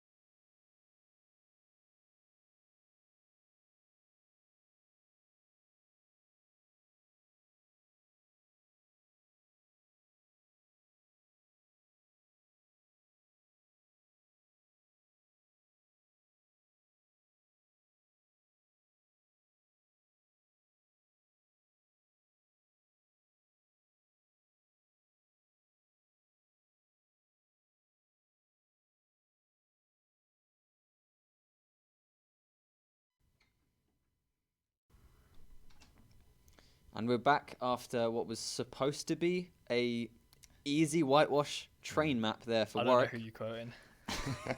And yet it was 16-10, if I remember correctly. Yeah, my memory doesn't serve me always right, but That's an it was a absolute closer mystery. game. And that's all we have to talk about here. It was a Warwick win, but it was closer than I expected. Yeah, I have to say, like, from watching that, Mystery was out of this world, like, to begin with. Like, from what I was seeing from him, it was amazing. Doing really, really well. You know, Rico didn't really see very much of him, which is unusual, but it's that sort of map, Train. You know, it's very much an AWP-centric map, like we were discussing before, and we saw the AWPers from Bath doing very well. Unfortunately, the teamwork of Warwick kind of prevails, as it always sort of does. Pulled it out in the end. You mentioned that they would usually lose the pistol round, and yet Warwick picked up that It was a on the 50-50. first half. Yeah, I think the casters picked up on me saying that as well. Yeah, no, I think it's a bit of a thing for them, is that they always say they never win any of the pistol rounds. I don't know what it is about them kind of winning and losing pistols, but yeah, they won both the pistols there, so it seems to be something they've improved upon, which is great. But yeah, from what I could see there, they actually had spent some time going over the pistol strats. You know, they seemed a lot more structured from what they were doing. Yeah. Do you feel like that map was Bath stepping up, or was it Warwick maybe playing a little bit worse than they should have? I think it was a bit of both overall. I think Bath did want to kind of show that they aren't all what we say they are. They aren't just going to get stomped. They kind of wanted to say, we are here to try and contest this. We do want to win. And then Warwick maybe slipped up a little bit, maybe became a bit too complacent, a bit too reliant on strats and things like that. So, you know, they did clutch out the win in the end. So they've got to be happy with that. Yeah, I don't necessarily think that map went as towards Bath as it did because of Warwick's misplays, though, which is quite nice to see. I saw plays coming out of Bath, which was great, you know, especially from the AWPs is the main thing, but we know because it's trained that that's going to happen. But yeah, like very much so. It was nice to see Bath stepping up, but it's a shame to see them do that on train, where you kind of know that it's already a done deal. Now we've got a shot again. Exactly. So moving on to Mirage now, with a little bit of wind in their sail. Bath, again, are 0-2 down, and this is match point for them, but it's looking stronger. This could be an opportunity for them. I think this is their the map with the most hope they have, because they are a bit of a Mirage team. Rico themselves said it. They do like to play Mirage more than other maps. Warwick, I don't think they've ever really been a strong Mirage team. They've been a strong team overall, but I don't think they've been super consistent on Mirage. That, like, as players, they're very good. So, and this is one of the things that I've always kind of said about Warwick, is that they play as a team, right, which is a very good thing, but also it can be very detrimental to them, to themselves, because as individuals, they are very good players. If they play Mirage a bit more puggy, a bit more loose, kind of like trying to play off each other, and on CT side playing aggressively, you know, that doesn't have to be uncoordinated, but it's a bit more what people would describe as like a pug style of playing Counter-Strike. If they played a little bit more that way, I believe they'd have a much stronger Mirage kind of side to them. Like, I mean, we nearly beat them on Mirage, which is kind of saying a lot. You know, we nearly beat a lot of teams, so. Well, yeah, that's very true. But I would say that they have a very good chance of taking this map. Actually, a very good chance of taking this map. However, Mirage is one of those maps that you can play very well, especially on T side. Like, if you have T side strats, they can be incredibly hard to counter because the CT side need to adapt. And if Warwick haven't changed up their setup in time, then, you know, it'll be all over. It will be. Pi, not sure how fully serious you are, but I feel like there's some bunny hop strats you were talking about potentially. You know, sometimes we won't show the run boost. We definitely won't show the run boost. But sometimes, you know, on Mirage, you got to be explosive on the T side. You can't just be stagnant. You can't just go, I'm going to get one pick and we're going to rotate and we're going to play it slow. We'll just play map control. We'll tease the rotations. Sometimes you just got to launch out the smoke B. you know, wind up a bunny hop and just yeet out and dome some kids. I'm talking B-apps here.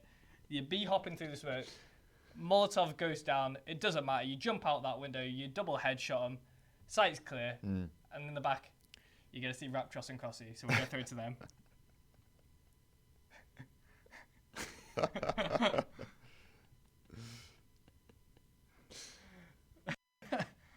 I guess Dr. Pie just sort of having ambitions more of a host than an analyst.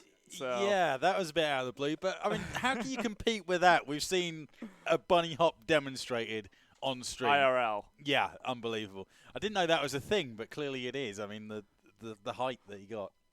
He used to play some basketball or something. Yeah, exactly. But, yes, all memes aside, coming into this Mirage map now, and this is going to be the battleground now. This is going to be Bath fighting to keep themselves inside this grand final, and it's going to be a pretty good map for them to really try to attempt this one on. It's, you know, you could argue that Cash was a must-win. Yep. This is definitely a must-win. Otherwise, they've lost the championship. That's probably the most obvious statement I'll make all day. Yep. But this is just going to be.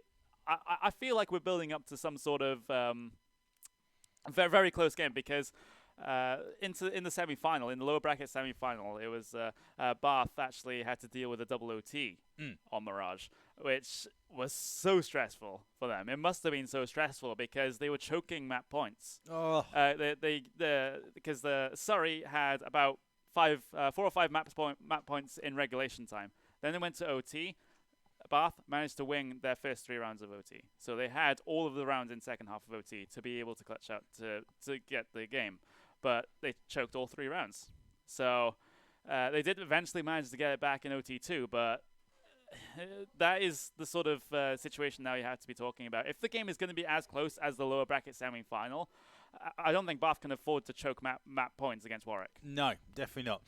Need to be able to close it out against the toughest opposition in the competition that you could have come up against in the grand stage.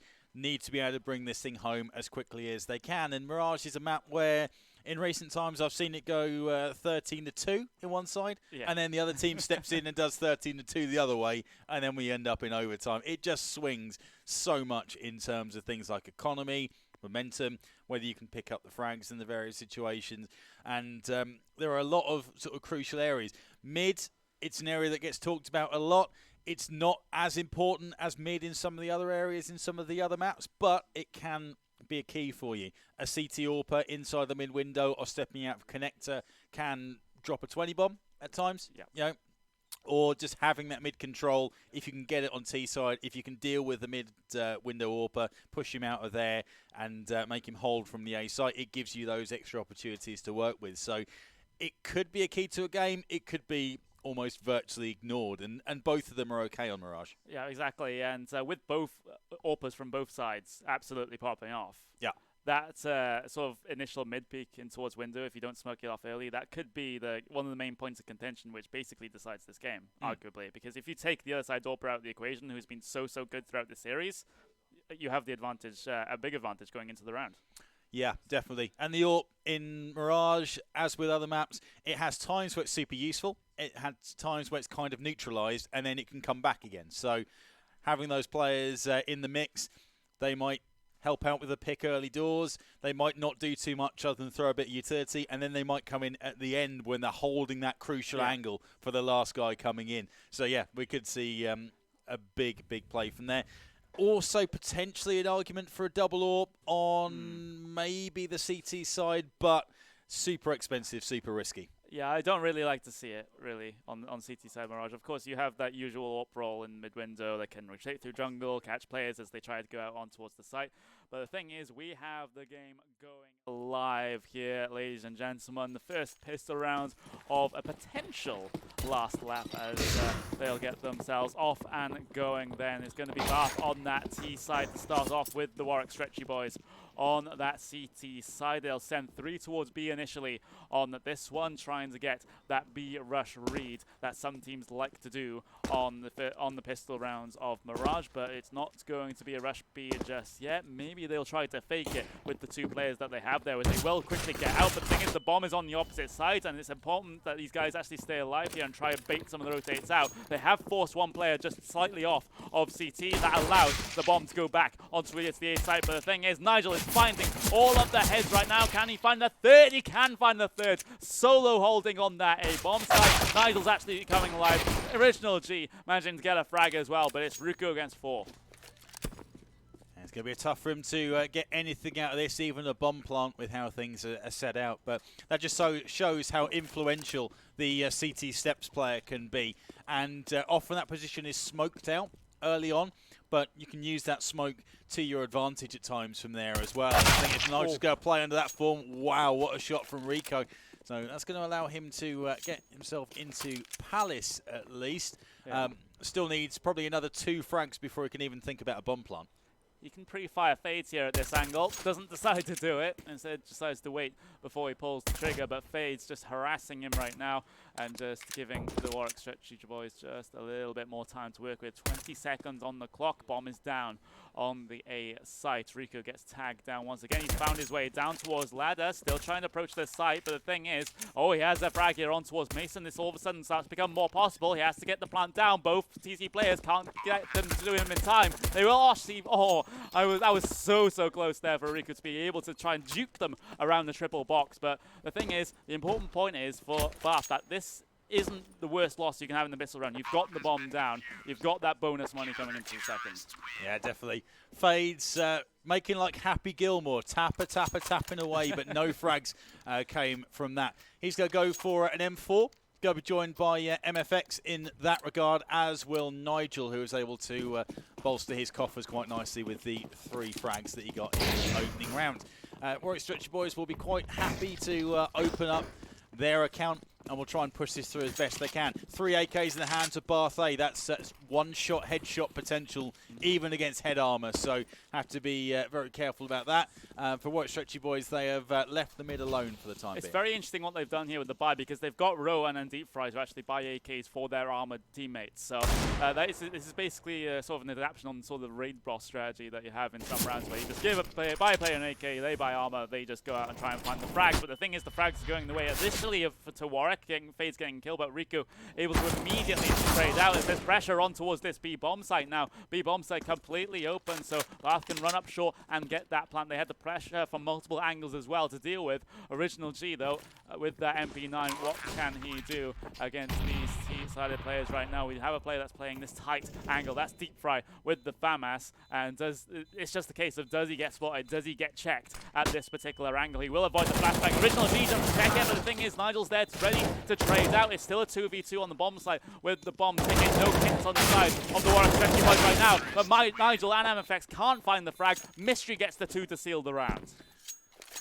Solid work from Bath A to hold that one off, all set up by some excellent timing over towards the B site. At the time when the guy in apartments was potentially going to get his head shot off, distraction comes in from short, and they're able to get the frag as a result of that as well. Some nice splash damage coming in from the Warwick players, coming in from Kitchen, but a couple of winnable situations, 50-50 spray downs that they were in.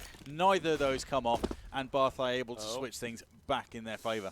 Yeah, they've left the B bomb site completely open on this forced eagle buy that Warwick have. So Bath are heading that way, and they have no resistance at all as they get themselves on towards that B site. They're having a little bit of a delay getting the plant down, because they do have to check every single angle, especially on suspected eco or force rounds, where you can play some cheeky angles on B, especially boosted on top of that box on site, which not a lot of players, at least at my rank, check. But the thing is, what is the situation right now for the Stretchy boys? Do they just decide to 5-man save? It definitely looks like they're just deciding to 5-man save the Scout and the Ford Eagles here. Maybe try and bait something out, get a push from Kitchen or something like that. Maybe just try and drop one of those AKs out of the hand if they get the chance. I think by not going for it in the way they are.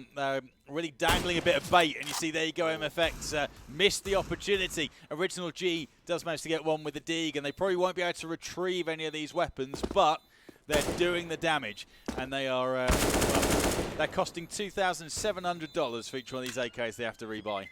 Yeah, exactly, but they will save only just the 4 AK. Mystery, he's going to come under pressure from the vent, but the thing is, he does survive on 3 HP. So that's also a decent amount of armor save on that Warwick side as well. So it wasn't just a case of getting those Deagles into the next round, which will still be a struggle for them in terms of the buys. So they will have the Scout, they will have the Deagles. They get the MAC-10 in play as well on towards Nigel, as it looks like it's going to be a fast A play, or at least fast in terms of the utility play for Bartha right now. They're being a little bit slow in terms of getting themselves up towards the side, but Rowan will go down. That's the first kill for Nigel, and there we go. Mystery getting the kill. Thing is made. Let's come up big with that Deagle, but Deep Fry finds 2 as he pushes on towards the top of the stairs. So still not the ideal round right now for the Bath side, as they will finally get that CT position smoked off. But you do have a player in towards it that could become really big. But the thing is, Deep Fry's finding all these frags at the moment. Mason against 3, he has SOS very low at 1 Deagle shot, and he does get the 1 Deagle shot, so it becomes a 1v2 now in a situation. And Mason, he can hit shots on his day, but these are pretty okay post-plant positions for the Bath side right now. Mason will have to creep up and have to be the aggressor, but he can't find the shot onto Deep Fry. He'll get the 4K in round number 4.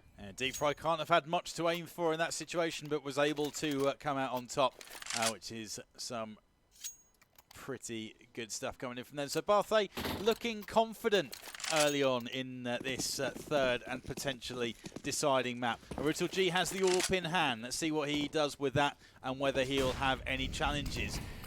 So straight away, that smoke is spammable, but he goes a split second too early. We've got 20/20 hindsight and X-ray helping us out as SOS able to find MFX in the meantime. So that AWP is still there, still could be useful, but as more and more pressure comes in from the Barthay side, it makes the shots that Original G would have to make all that much tougher, and he could potentially get wiggle peaked from the mid area, which is exactly what's happened to him, and he has to get out of dodge. Yeah, gets completely blinded by the pop flash up towards connector. That's a very good thing indeed for Bath to take Originality out of the equation on so many occasions, because he's been so good with that AWP across the 2 maps that we have already had. The thing is, Nigel not able to hold the A-bomb site, and will go down to Deep Fry, who's come alive over the past couple of rounds. He's keeping up short, but will get caught out by Rowan. Original G managing to get the kill towards Deep Fry, but the thing is, it's going to be only him. Mason is absolutely nowhere to be seen. He's still holding the B apartments for some reason. He might be having some technical issues, but it's still Original G right now trying to find these kills. We will get the pause for technical reasons for Mason, but it's still all on Original G. He's very wary of getting first from behind. He might even decide to save here with his teammate having issues. Yeah, I think that needs to be the plan. Something I've noticed early on for Warwick over towards the A site, and particularly on Nigel, it's one of those, and Inferno CT side on A is exactly the same as Original G. Picks up one of the players trying to hunt him down. So he's going to lose that to AWP, and he does. They won't have a clue where Mason is, though, so he's going to be there before he drops out the server. That's the end of that. But Nigel, a couple of times, I've seen him walking forward and then leaving himself completely exposed in the bomb site while there's no one really to cover him from any of the other angles. The trouble you have with that is one player, even if he's at firebox or in a triple or something like that, as soon as they know you're there, they are going to be gunning for you. You've got people coming in from multiple angles, and they will be pre-firing in your direction. It's very difficult for you to get any kind of support there. You either need to play in the site or out of it and play retake. You can't try and do a hybrid thing. Yeah, exactly. That's the extension of the point I was going to bring up. It was just a case of that sort of 2 philosophies kind of just clashing there. Yep. Because as soon as if you're solo inside site player, you see those common A smokes come over, you smoke off your player at CT, you smoke off any potential support from jungle and connector as well, and all of a sudden you're alone against 2, 3 Ts trying to get themselves on towards the site. It's definitely not the game you want to be playing unless you can just hit the multi-frags all the time. But that is the situation that Warwick need to sort out on that A-bomb site right now, because the setup on that site just isn't quite working, and Bath are playing that to their advantage. Yeah, good time to have a little chat between themselves and try to figure that out as best they can, as the player, Mason, has jumped back into the server, and we should be back and underway very, very soon. So Barthay then put themselves into a convincing position 4-1. Got 3 AKs, an SG and an AWP, which is going to be super useful. On the side of Warwick Stretchy Boys, Mason doesn't keep their M4 that he had in his hands, so they will probably just stick as they are. Maybe as we've still got this pause, it's a good chance to discuss this. Normally in this situation, you see teams buying down to about 2k. Yes. I would prefer that they go for just the full save in that situation and get a full buyout. I don't know if you're the same as that. In this situation, I'm usually one of those that does prefer to get at least some weaponry, some form of utility on these sorts of eco rounds. But I do see your point as well, because we've got Lex Original G on 3100 right now, MFX on 4100. He can even drop a couple of pistols out if he so requires. So I think it's more the strategy you're talking about is just trying to make sure those AWPs come out in the gun rounds. And if you're going for a double AWP setup, then the full save here is a very sensible option.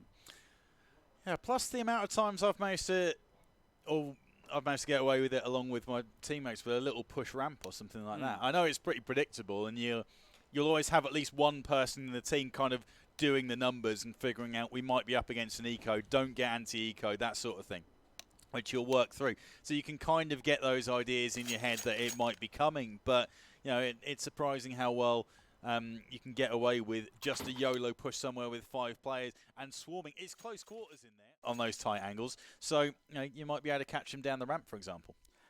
Yeah, exactly. And, well, looks like this pause will just be continuing just for a couple of moments more as we'll get those particular issues sorted. But how many times, as we're going back into the game now, as I'll continue on with my point, how many times have we seen so far in this series that Bath get a very, very good start, and then they're just not able to carry the momentum through? Warwick just somehow always try to find their way back in.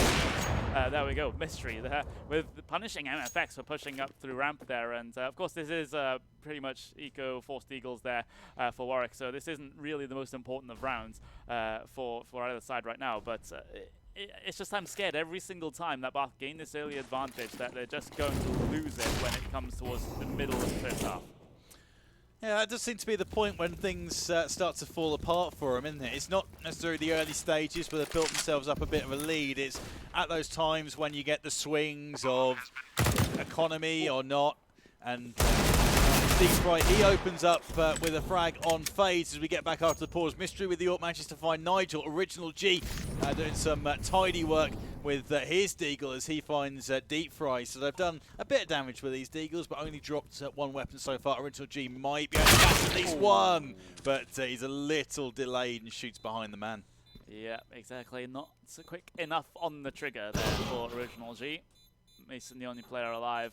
No chance of defusing the bomb, no chance of, well, maybe a slight chance of getting some extra kills, but it doesn't seem to be likely right now as no one is pushing him. So that's going to be another round going the way of up on towards the ball. We will have another gun round coming into this one. So this is yet another chance for the Warwick boys to get themselves back into this game. We will have a timeout for the CT side though, so that will be Warwick. Just to try and discuss what they want to do with this gun round. You've got that SG, in fact, on towards Mason that he did manage to save. So that can be a factor, because where do you want to play in this sort of situation with that scoped weapon? Because you don't get the SG all that often on the CT side, and it's a powerful weapon. It has that one-tap capability. It has the scope, so you can just be more precise with your aim. Where do you decide to go with for Mason right now? Short pressure. Okay. Get up to short, and then you kind of need someone to show in mid-window or out from connector, but that tends to be the way to go. If the mid is getting smoked out, you have pressure from connector and from short. Gives you two different angles that you're not necessarily expecting. The guy top left and mid might be looking towards connector, he won't be looking towards short, and that's a chance where you can get a trade 2 for 1. Nice work from Original G as he opens his account on Rowan. That's going to be a nice one for them going forward, and they'll be looking to piggyback off of this and switch the momentum. It's that time that you said, in the middle of the game.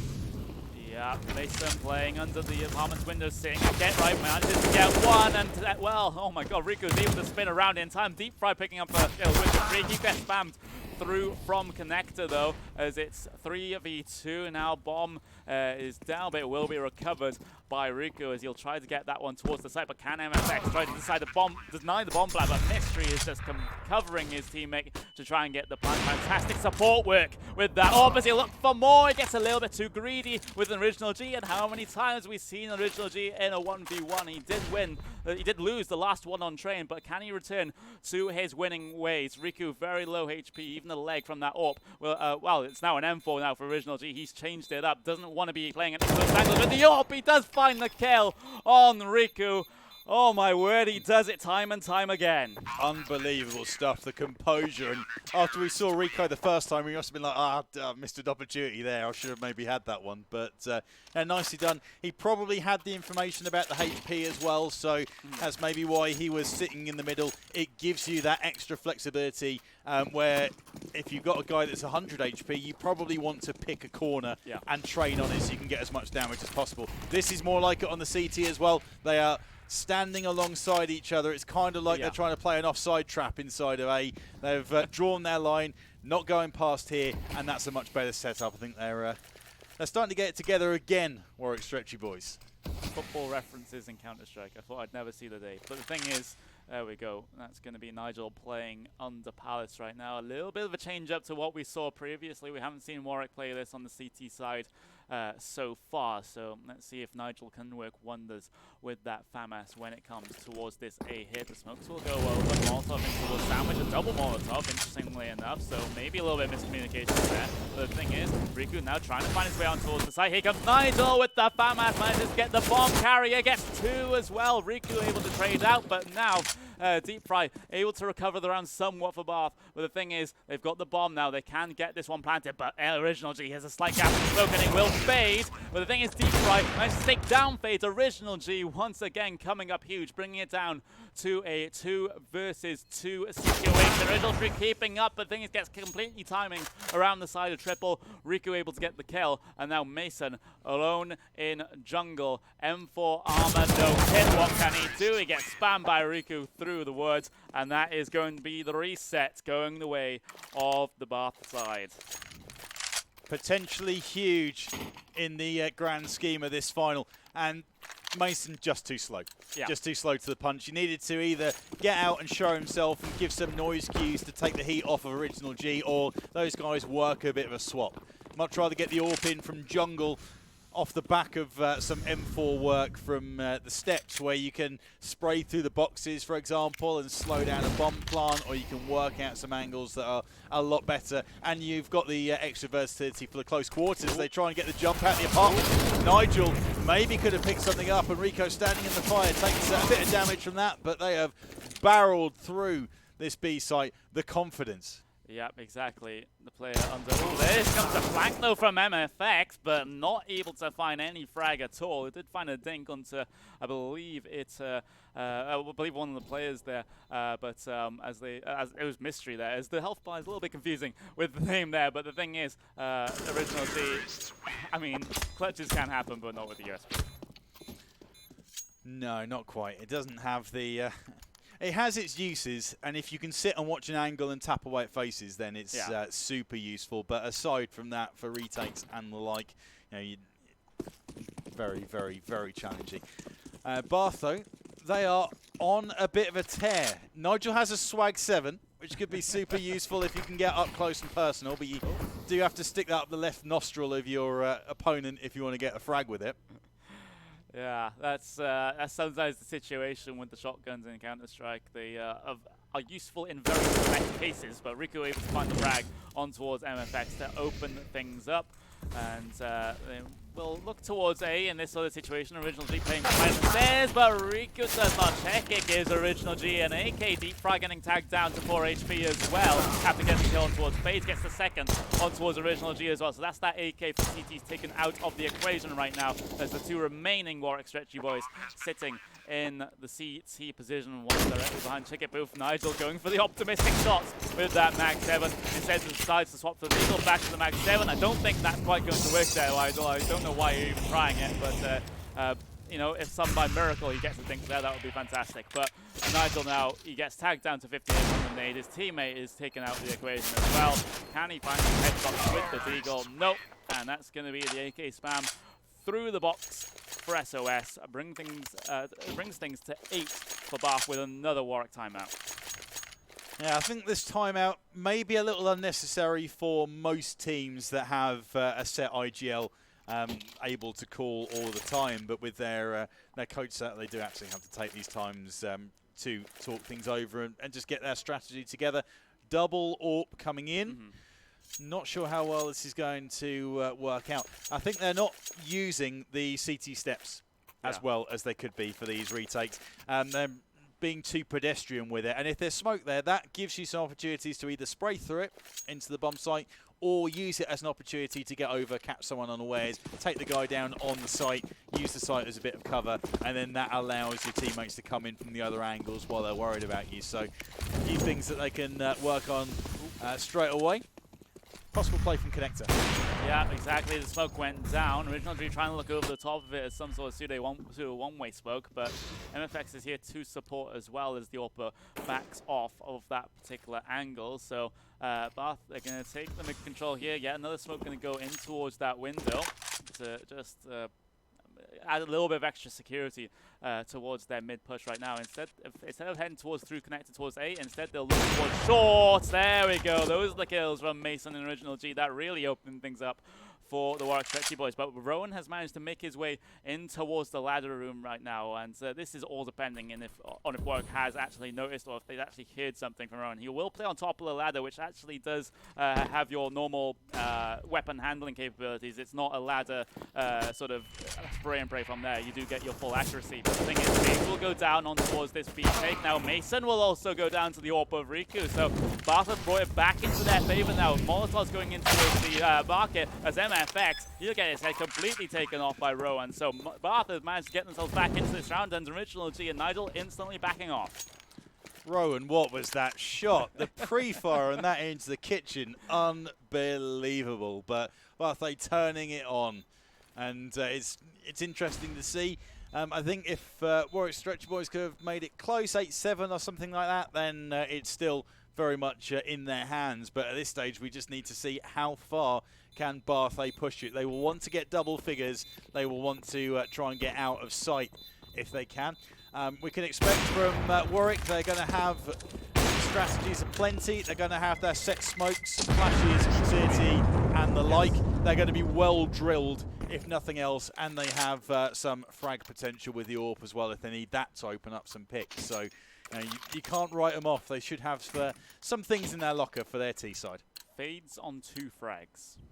That is not the performance you want from your highest rated player on the team in this entire varsity division. So he needs to find himself back into this series, back into this game. Deep Fry holding with that AUG, but that's the problem with the scope sometimes, as he gets peeked from behind it, but somehow he manages to flick to the head of MFX, and that is one of the downsides of having a scope. Original G will look to get the pick on towards the ramp position, but we'll have to back off of that one. But returning to my point, that's sometimes what you can get cheese like that with the AUG. Definitely field of vision is a little bit of an issue. Nice work from Nigel as he steps up, and when he is in close, he has done some work for Warwick Stretchy Boys, but is it enough? He's got plenty of players rushing him now. This is going to be difficult. Need some support. Oh my word, the collateral for Original G brings it down to a 2 versus 2 once again on the A site. SOS pretty low. They do have some flashbangs to work with. That is something that Warwick wished they actually had here, as the bomb has not gotten down just yet. Fades is in the perfect position here to watch the cross towards triple, because if they know the bomb is planted, he's going to know that it's in that default area. So the CT smoke will go down. Fade's still posted up on this angle. The only possible place that the Bath can plant right now is around that default box. Behind it, they will go, but Mason looking for the peek back. The thing is, they know pretty much exactly where the bomb planter is right now, playing Firebox, but the other player is still a very, very big question indeed. SOS with that AWP on ramp.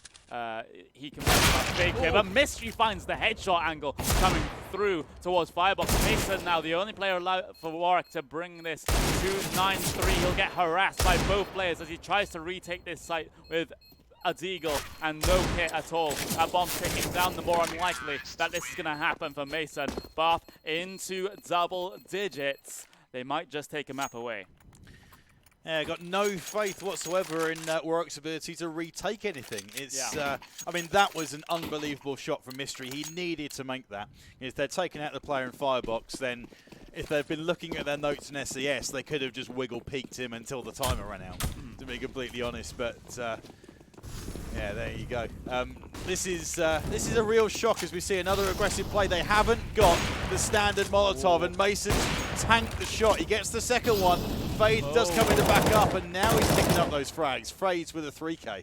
Yeah, 3K, and wow, that collapsed pretty quickly for Bath there. That's is a change of pace. Of course, you do have to vary up your plays time to time on the T side, but if you're going with one strategy that has been working pretty much all the time, getting on towards that A side, just exploring your options from mid, I'm not exactly sure why the change of pace was actually needed in that one. But the thing is, Rowan versus 5, he will. Well, I was going to say he will try to collect the bomb here, but it actually is dropped out the window, so that is not going to be a possibility. But yeah, I'm just confused about why Bath even decided to change things up there, because the strategy they were using originally was just.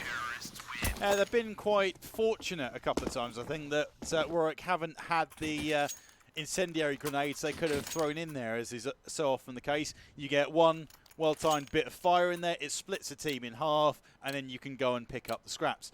They haven't had it the last few times when Bath have gone there. They certainly have now.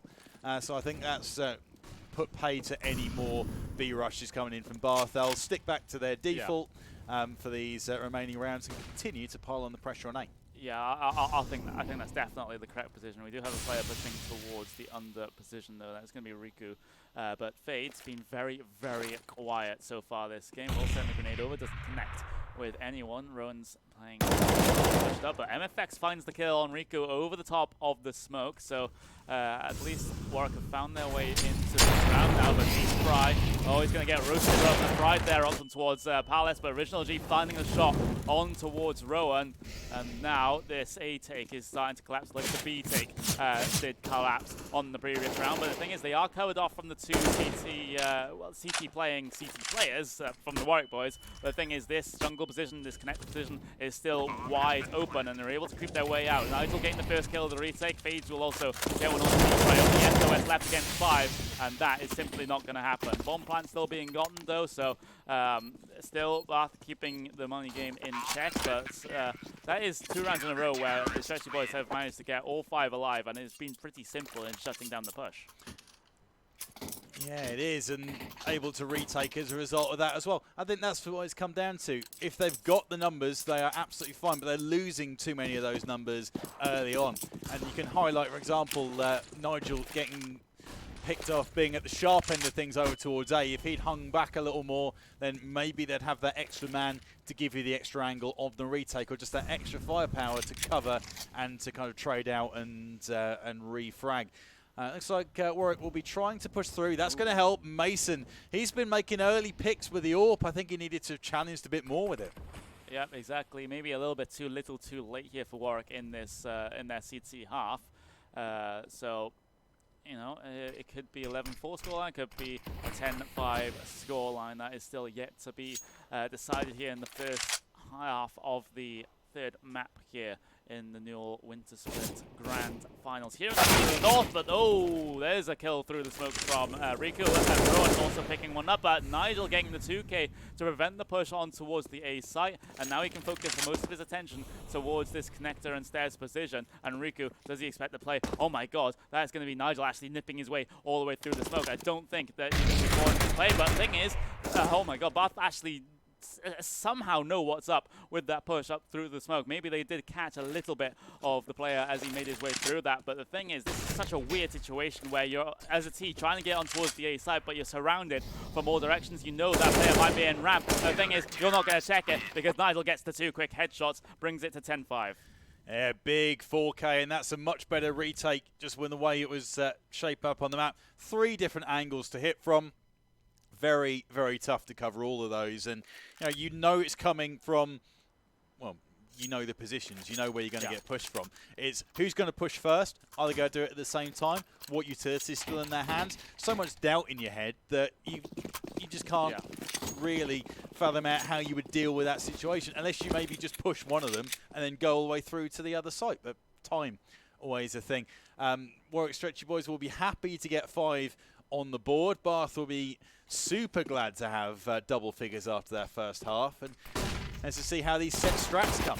They'll leave the CT open, so SOS is able to tap away, knock someone off, but Misty gets the first kill of the stage. The thing is, Rico climbing in with 2. We've got MFX getting reply kills in conjunction with Nigel as well, but both key players have been tagged down super low. MFX 1 shot away from death from a USP to the body, and actually that is going to happen through a little bit of material as well. Nigel against 3 with a with what's going to be a P250, so slightly upgraded weaponry of Nigel to work with, but the bomb is down sort of at the triple position where you usually plant the bomb on the normal take. So this is still very difficult for Nigel. He's spotting out these players, so he knows vaguely where these guys are playing, but with 13 HP, this is so unlikely. Very, very tough, and a failed execution again from Warwick. Who would have expected that? They get themselves... Oh, that's tidy. Okay, let's not write him off just yet. Still 35 seconds left to go on the clock. He knows about the player over towards CT steps. He's not sure on the second yet, and Deep Fry will be very wise not to commit until the absolute last second, and he's goes for the face. Let's try and draw out that player. So Nigel had the inklings of where these guys were, but they got so close to the site, just didn't bring it home. Tidy bit of work from Rico. I think he got 2 frags in there dealing with on-rushing players, tapping away at the faces, and a strong hold. So Bath will get themselves the first round of the second half, so stemming the bleeding that they started to suffer at the end of the first half. It'll be a full mid-commitment right now for Warwick with those Glocks. We got a Deagle on towards Nigel. Rico will flash himself out. It's basically a shooting gallery, but he can only get 1 original G, catching out Deep Fry as well. So all of a sudden, this eco becomes very, very possible for Warwick to win. Nigel then pushing up towards the window. He's got Fades in support as well. This is such a difficult situation for the Bath players. I don't think he is suspecting something, but he's going to walk straight into the FAMAS of Fades. This was an eco from the Warwick Stretchy Boys. They've brought it to a 4 versus 2 with 2 FAMASes in hand as well. And taking full mid-control and doing it at speed. Caught Bath a little unawares with it, really. If nothing else, and they've just baited them into the angles when they have managed to get these positions and the upgraded weaponry. So this has gone supremely well for them. Just going to try and wait for other Bath players to go and overcommit and charge in. They haven't yet. Nigel might have the number on SOS and does, tapping away. Needs to let his teammate come in and have a go. And in the end, Nigel is able to bring it home. You know, they are struggling to make their shots, which we didn't expect after how they performed last time out, but it's something that they need to address. Take a few deep breaths, get it together, and just try and put a run of rounds together again and try and bring this thing home if they can. This can also be a very big confidence booster for Warwick. Warwick going to go for it, knowing that these players are unarmored, which MP9 can really, really chew through these unarmored opponents. But right now, he's got to get a little bit of a move on. He's just scared of so many things right now. Scared of the push-through window, scared of getting caught out by these now UMPs, FAMAS and Deagle, and he won't even decide to challenge the site. He will... he has completely no time. He has to back out this one. Maybe look for the exit frags. Maybe look to try and get the FAMAS back out of the hands of Fades, but simply not going to happen. So a very well worked round there from the Warwick Stretchy Boys, getting those surprising early picks and able to actually capitalize, because so many times I've seen on an eco round where you have a successful rush up towards ramps, up towards mid, and you get 2 frags, you get 2 weapons, and then you just lose them and you lose the round. Warwick able to capitalize on the advantage they got on early. I know exactly what you mean. Teams get to that position, they just kind of stop and get picked off from the areas like short, get trapped in, connector and the like. Yeah, very, very tough. But Warwick didn't fall. They weren't susceptible to that. And they've got plenty of AKs to back up the FAMAS. FAMAS in itself, not a particularly powerful weapon these days against any other rifle. It tends to get outgunned, but against pistols they have Mystery missing by a mile through the smoke. He has to reload, and they all escape, at least for the time being. But there's a right skirmish going in from Connector, and Barthay need to use this opportunity. Did he even spot the player sitting under there? I just have to wonder. Nope. Yeah, I mean, I see it on my screen. Maybe it was a help of the X-ray, but the thing is, Fade's now in a pretty good position to try and catch him out, but Deepfry will not go in that particular direction just yet. So still 3 versus 5, 3 versus, no, not 3 versus 5, 5 versus 3, but it comes to 5 versus 2. And a pretty clean round right now from the Warwick boys. SOS playing in Palace right now, just hoping and praying that someone runs into his crosshair, but unfortunately that is not going to happen. He will hear the entries come through on towards ramp though, so, and he's got Molotov off. It's like Warwick are just getting all the reads. Another flawless round for them, and when they started putting these together, it was scary times for Barthay. It'd be a real shame if they get themselves into this position to then get stomped again. Chance for them to dig their heels in and to try and make a difference. And I think they're just going to have to be super solid on their bomb sites if they want to make it happen. They have stopped a full Warwick push into the A site. So they can do the same thing again. Try and get some good weaponry over towards B. And most importantly, utility. Utility can save you from B aggression and B rushes and buy time for your teammates to get in on the rotate. So I think their main focus has to be to stop A. It really, really does. Warwick then getting themselves back into this game with a good couple of rounds over the past 5. Let's just see if they're able to carry this momentum through to the end now. Mystery and Co will head their way down towards under, and they have a ton of support heading this way. So Nigel just had to be very, very careful here. He's the only one pushed up from the Warwick Stretchy boys up in towards Apps. He has to be careful not to get shot in the back by these 4 USPs deciding to head their way through towards under. Rico might even get himself a nice kill here as he does try to charge, but the thing is he'll keep that USPS out. They know it's not B right now, or is it? Because there's players heading their way up through short, so Warwick is still trying to commit towards this B side. That's the kill going in the way of SOS, so this time it's Bath on there, Rico getting those 2 openings. And potentially disastrous stepping into a full CT side, and very difficult in that situation. You've got the AKs, you've got the one-shot headshot potential, but how can you, when you've got that many players rushing in your direction, go and tap face, face, face? So difficult, and you just end up having to spray. Everyone does it at the at any kind of level of Counter-Strike, I think, in that situation. So real challenging. They're able to get out of there. They haven't tried to dig in and do what they can, but crucially, they've dropped 2 AKs away into the hands of the CTs. MFX then walking in towards B. Might be able to catch both of these players as they're sort of shifting around. Trying to get the best position, trying to get the boost. Game has been given away. Can they catch him? Yes, they get the perfect pincer movement in, and they will be able to get a bomb plant down. Oh, those are those recovered weapons being dropped there from Bath as they had such a good early start to the round, but late on it does fall apart as they were caught with their pants down on that B side. Mystery will go down. SOS, he's found the frags early on in the round, but unfortunately not able to find them late on. And that's exactly what I was talking about earlier on with Warwick. Once they get those opening picks on Nico, they can convert. We saw Bath do the same, but except that ending part, which is convert, which they didn't.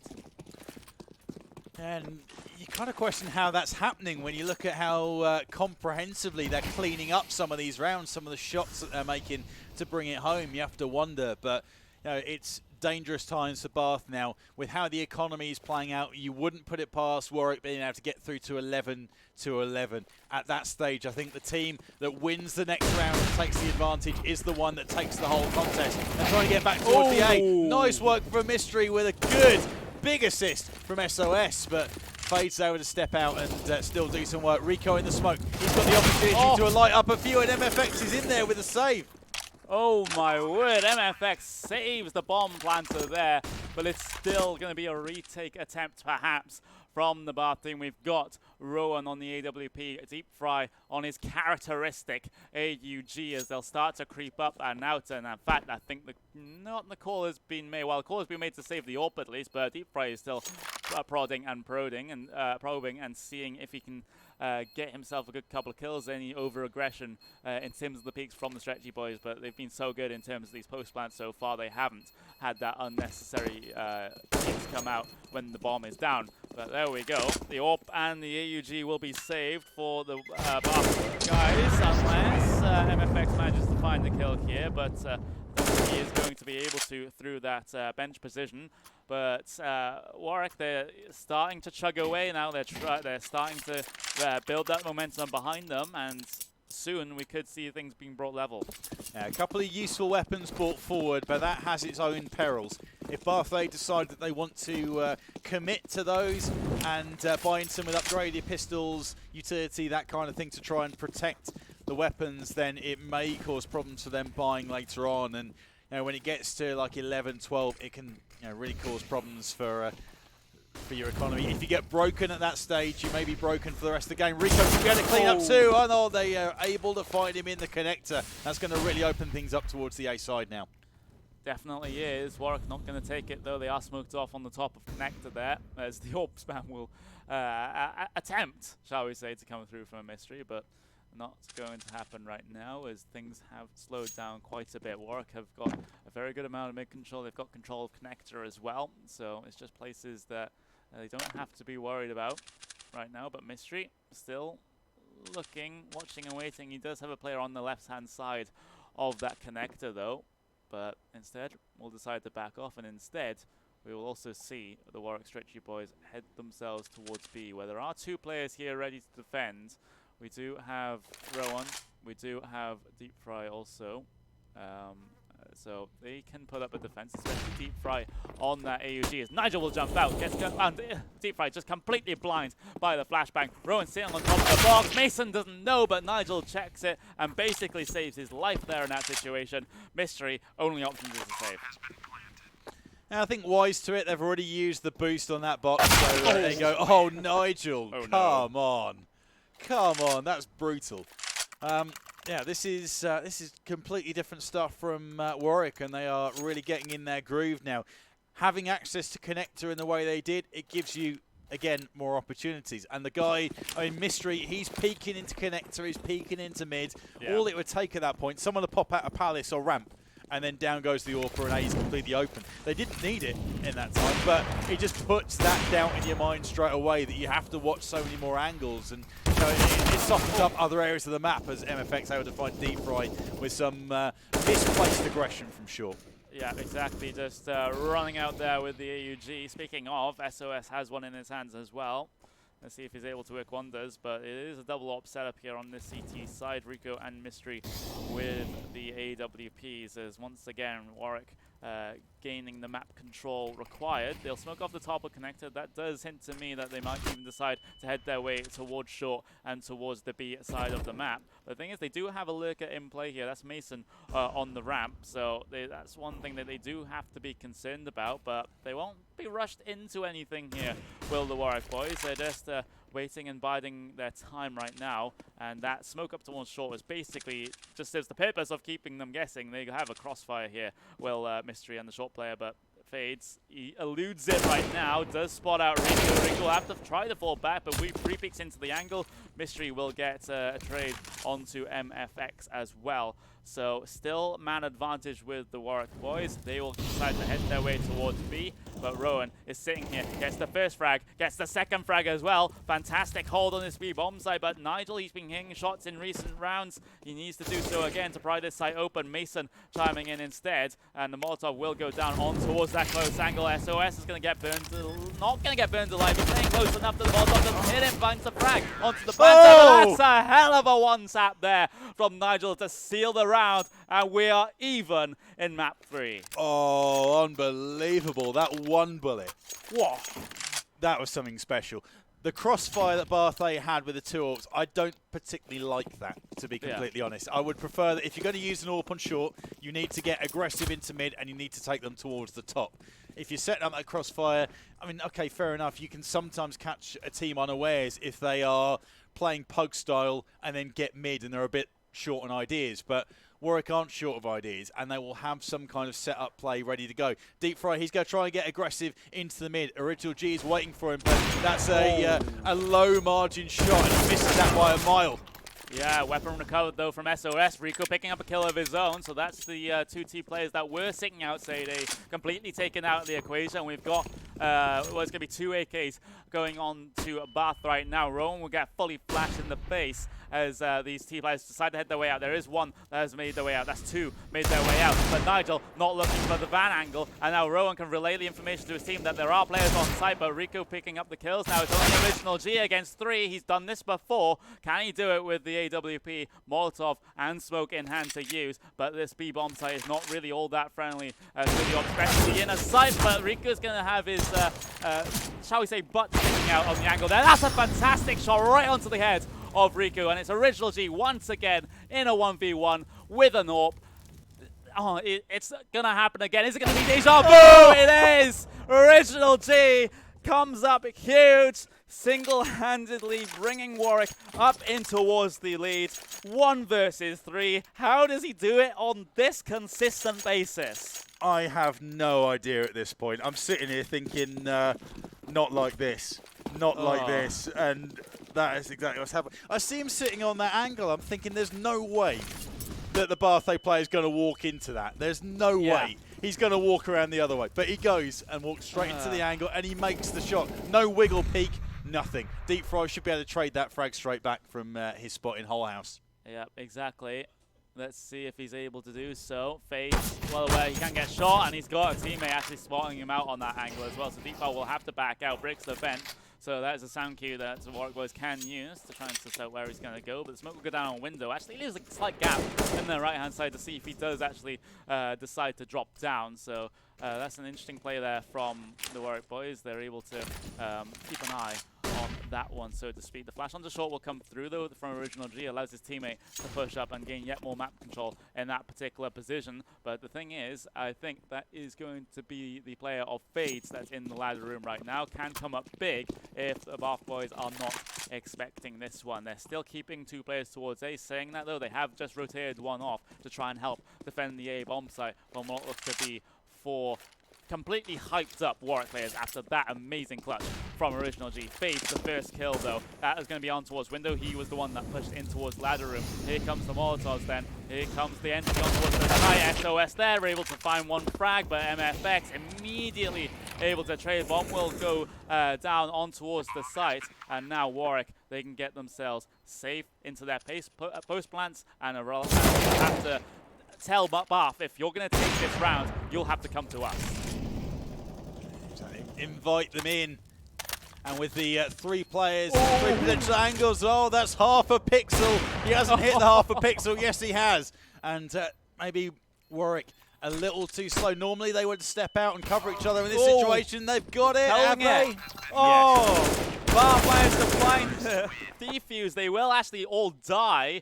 So that is going to be a very interesting one in terms of the economy, because we've got Rico was on about 3,500, Mystery on 3,800, Deep Fry will get himself a FAMAS as well. So those 2 frags right at the end there was actually very, very crucial for Warwick, because now Bath are forced down onto the inferior weaponry. The FAMAS is not the most ideal of weapons. It's, for me, it's definitely very, very hit and miss, and it's mostly miss in that situation. But now Rico playing on top of the smoking connector. This is what we've seen a good couple of players do so far this game. He's going to try and find a play up through there, as I think that's the top of connector smoke coming out there from the top of mid. But there we go, Original G. Oh, he's going to miss the shot on towards connector, so that player will get away with his life right now. But Warwick slowly starting to walk up mid, slowly starting to walk up connector. Rico again over the top of the smoke. And this is such a dangerous reset if it comes in for Bath, so close to the end of this 3rd and potentially final map. They will have very little to work with if they drop this, and you know, it's relying on an eco to bring them home. Otherwise, they're going to be fighting for their lives at 15 rounds, I would have thought, if things continue on that way. So Warwick have got themselves a decent bit of mid-control, but as is often the question, you can get there. How do you deal with it from then on? Rico, he's spammable through that wood, but how would you even know to shoot that? And if you do, you give your position away and they know that you're in there and they can spam back through it. It's got stack loads of problems, and they're actually going to use that towards B. Fade should be in a nice spot to catch Rico as he tries to get on the fast rotate. The T's are completely blind as they try to make their way onto the side though, but Rowan playing under the window finds the first frag Freeds, and Nigel getting the entries on towards the site. Missing the shot, gets the tag down, pulls out the pistol against these low players, but not able to finish the business. The lead right, can he do anything? That's going to be no. Only SOS against 4 Warwick Stretchy Boys, 3 of them very low, but I can already see by his positioning that he's going to decide to save this one into round 26. Yeah, just keep what they can and what they have. It will be a full eco from the rest of the Bath team, I would expect.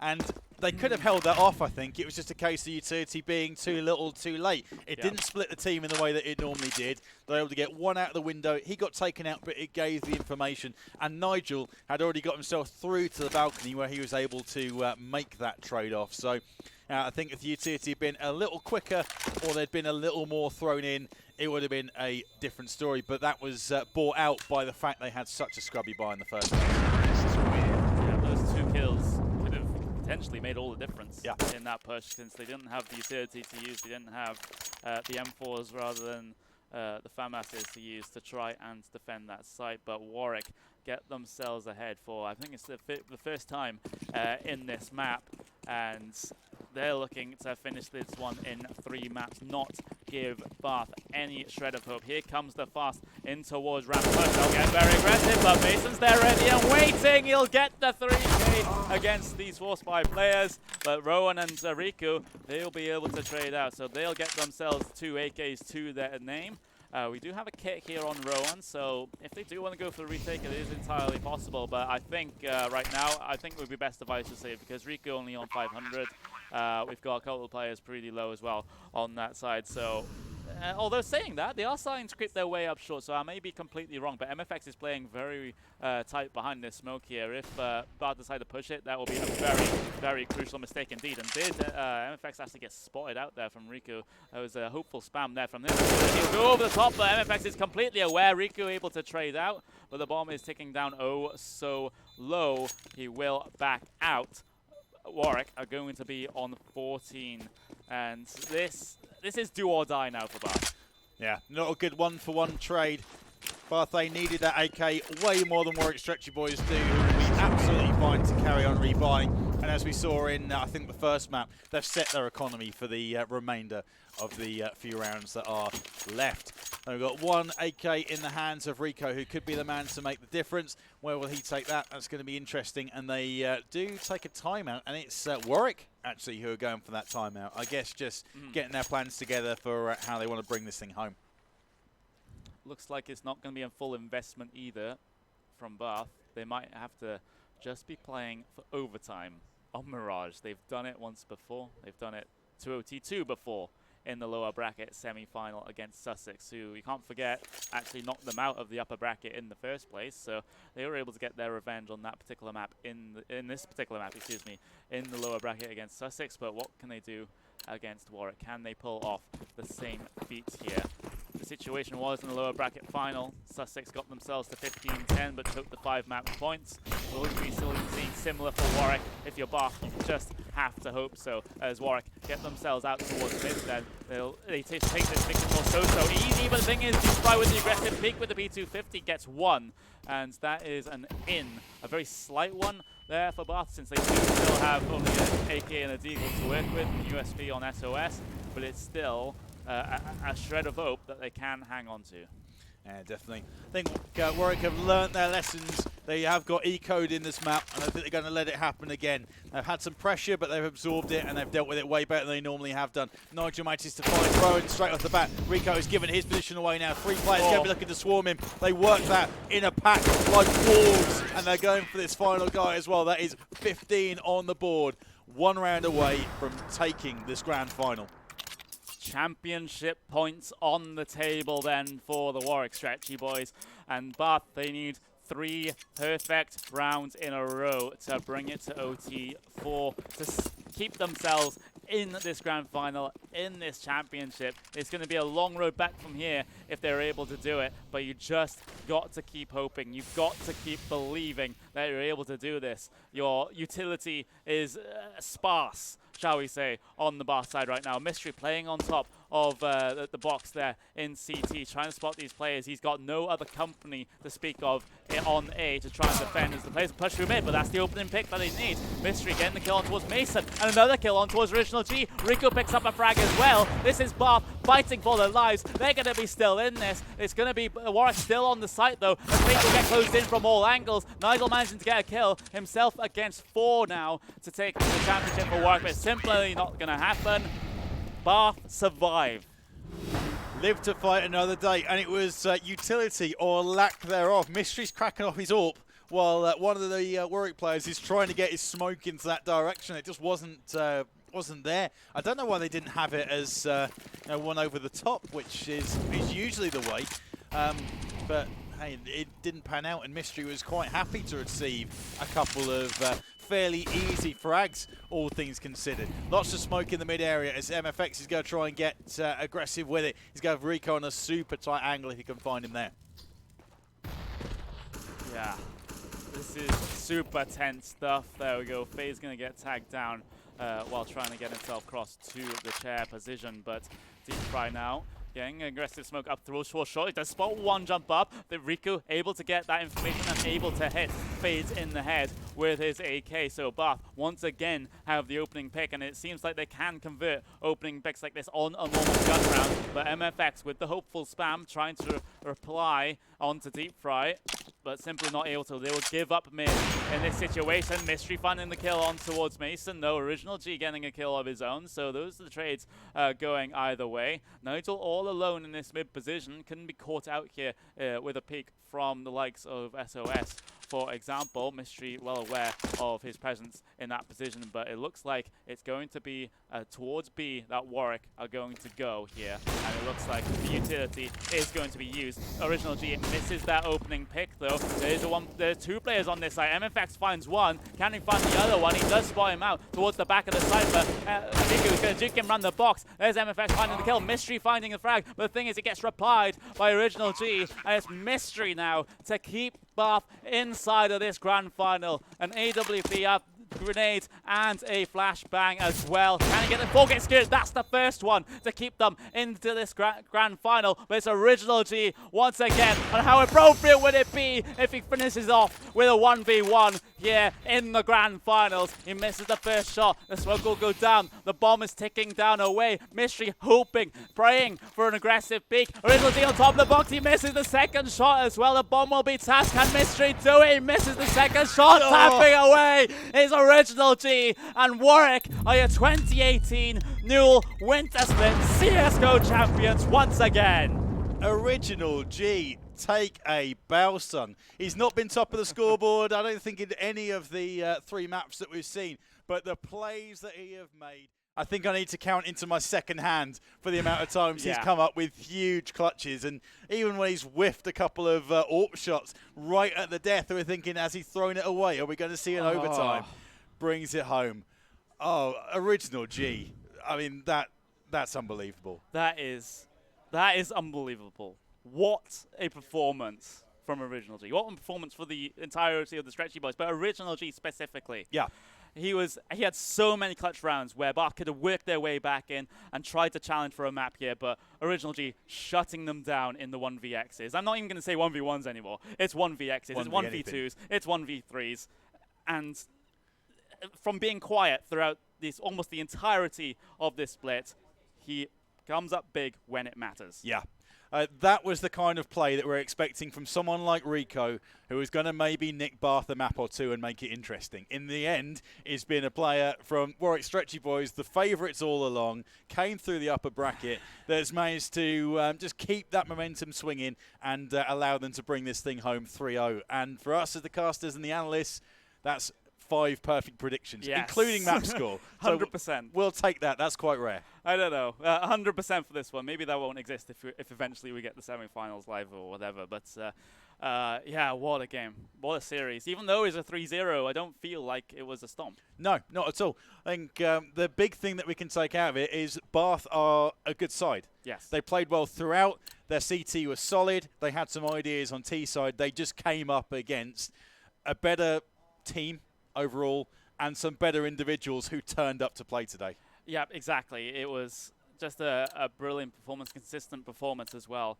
from the Warwick side. They did look a little bit shaky here and there, especially on that Mirage, but Bath, you have to give credit where credit is due. You know, they came into this final severe underdogs, and unfortunately it was the result that we kind of expected with 3 maps going the way of Warwick, but they didn't make it seem convincing. Yeah. They got some fantastic rounds. They even had the lead in Mirage as well by a decent margin. Yep. And, you know, I have to argue that maybe this, at least 1 or 2 of those maps came down to those original G clutches. Yeah. Because that just stops all momentum. Because that's the mental game as well. When you lose a 1 versus 3, when you lose a 1 versus 2, you're all of a sudden thinking, oh, why did we lose that round? Why did we lose that round? Something's going wrong. And that's just the confidence just going.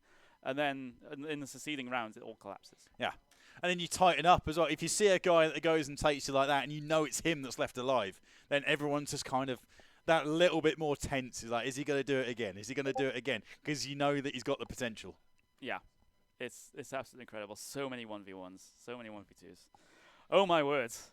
I don't have any other words for that. But Warwick take the championship in very, very, well, convincing fashion if you look at the map scores. But absolutely fantastic performance for them. That is yet another championship. They've got 3 in a row here in the NUEL CSGO splits. Can they continue on their performance in the next one during spring? And there were quite a couple of upsets earlier on in the brackets this time, with Oxford Books Vipers going out. We had Portsmouth going out as well. If they have a better run through the playoffs next time, then maybe we'll have a closer grand final. Yeah, definitely. And the teams are definitely improving. There's a lot of potential out there, and there are other names that you could mention that could have also come in and given them a game today, even if it would have been another 3-0. You know, it's tough to take a map off them, but it's happened. And, yeah, it'll be looking good to see how it progresses going forward. But I think the bar has been set with Warwick Stretchy Boys, and then there are many teams now who are starting to build up and get to that. And, you know, some of the players that we're seeing, the individuals, you know, what they're doing, that's a strong thing. And having those guys around is only going to bring everyone else along, you know, with their experience, with their knowledge, and just having the extra level to think, right, okay, we've got to try and max that and do them justice. So, yeah, I think as time goes on, this is going to keep getting better and better, this competition. Yeah, it is getting better. The bar is just being set higher and higher. And, you know, we're starting to see players that do play in things like the ESL UK Prem.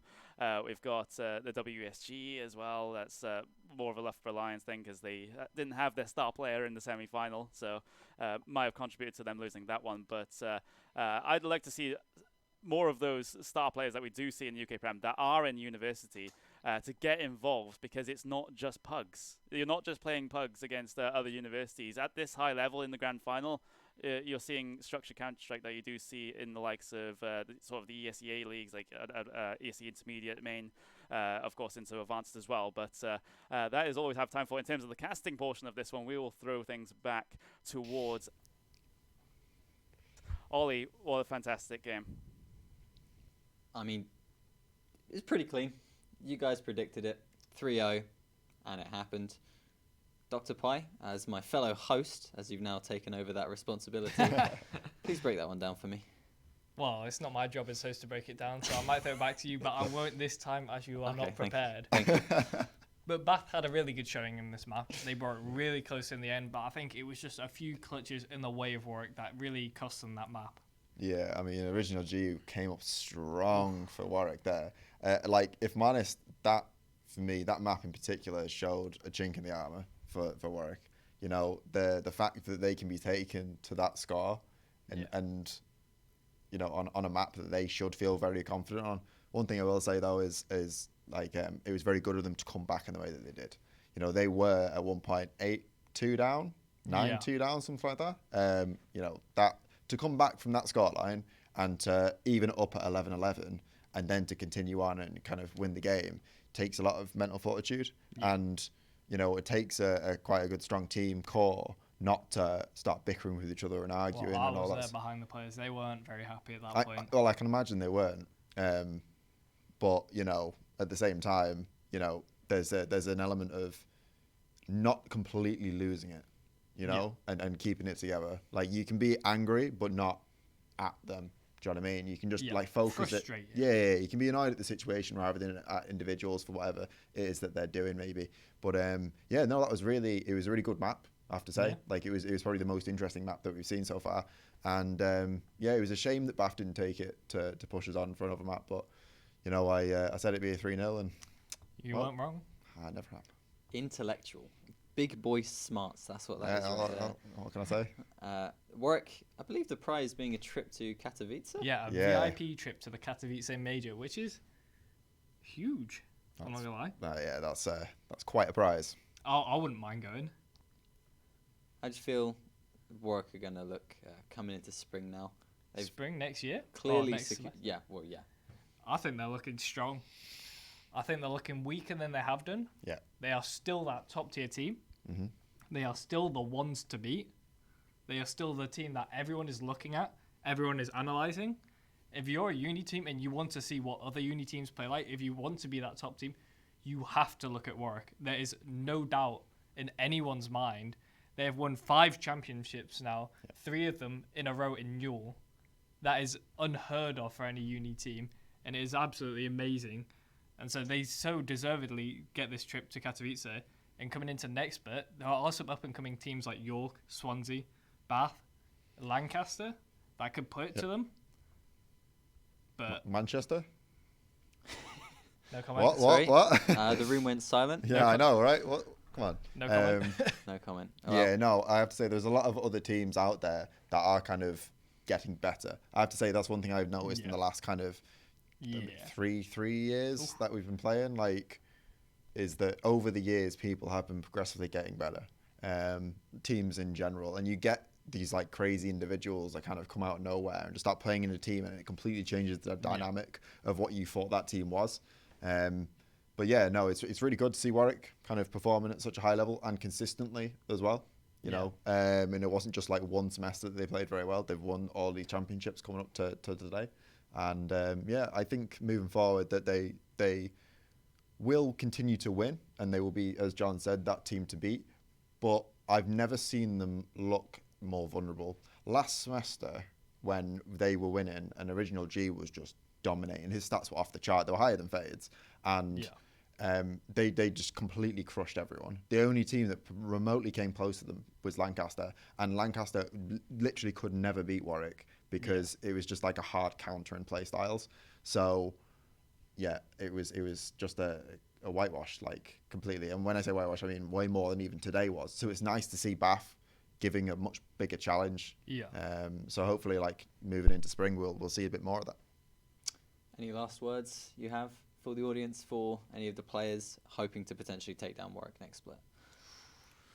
Cracking. Any unis wanting to take down Warwick, they will be waiting for the golden era to end, and they're going to wait for the great thing that ends all CS teams, which is graduation, which I've heard is next year. So that's a great song, that as well. Post Malone, you should listen to him. Anyways, that's us. That's it. We're done. It's been fun. It's been fun. I've enjoyed it. We've done some role playing. Just a little bit. Had a couple technical difficulties, but we managed to work through it. And now we're going to be ending it here. Of course, got to thank NUEL, obviously, being that this is their tournament. Got to thank ROG, main sponsors as well. Twitch, Manchester, for hosting this event for us, King of the North. You're welcome. And tune in tomorrow, of course, for Overwatch, starting early. I'm not going to lie, I don't remember the time, but it's pretty early, 10:30. Thank you. I'll run that then. Yeah, do you want to host? Do you want to? Well, you pretty much are at this point. Places. God, Jesus. Come on, go ahead. All right. I want to thank you, all of the sponsors here: NUEL, ROG, Twitch Student. It's been a great event. Thank you.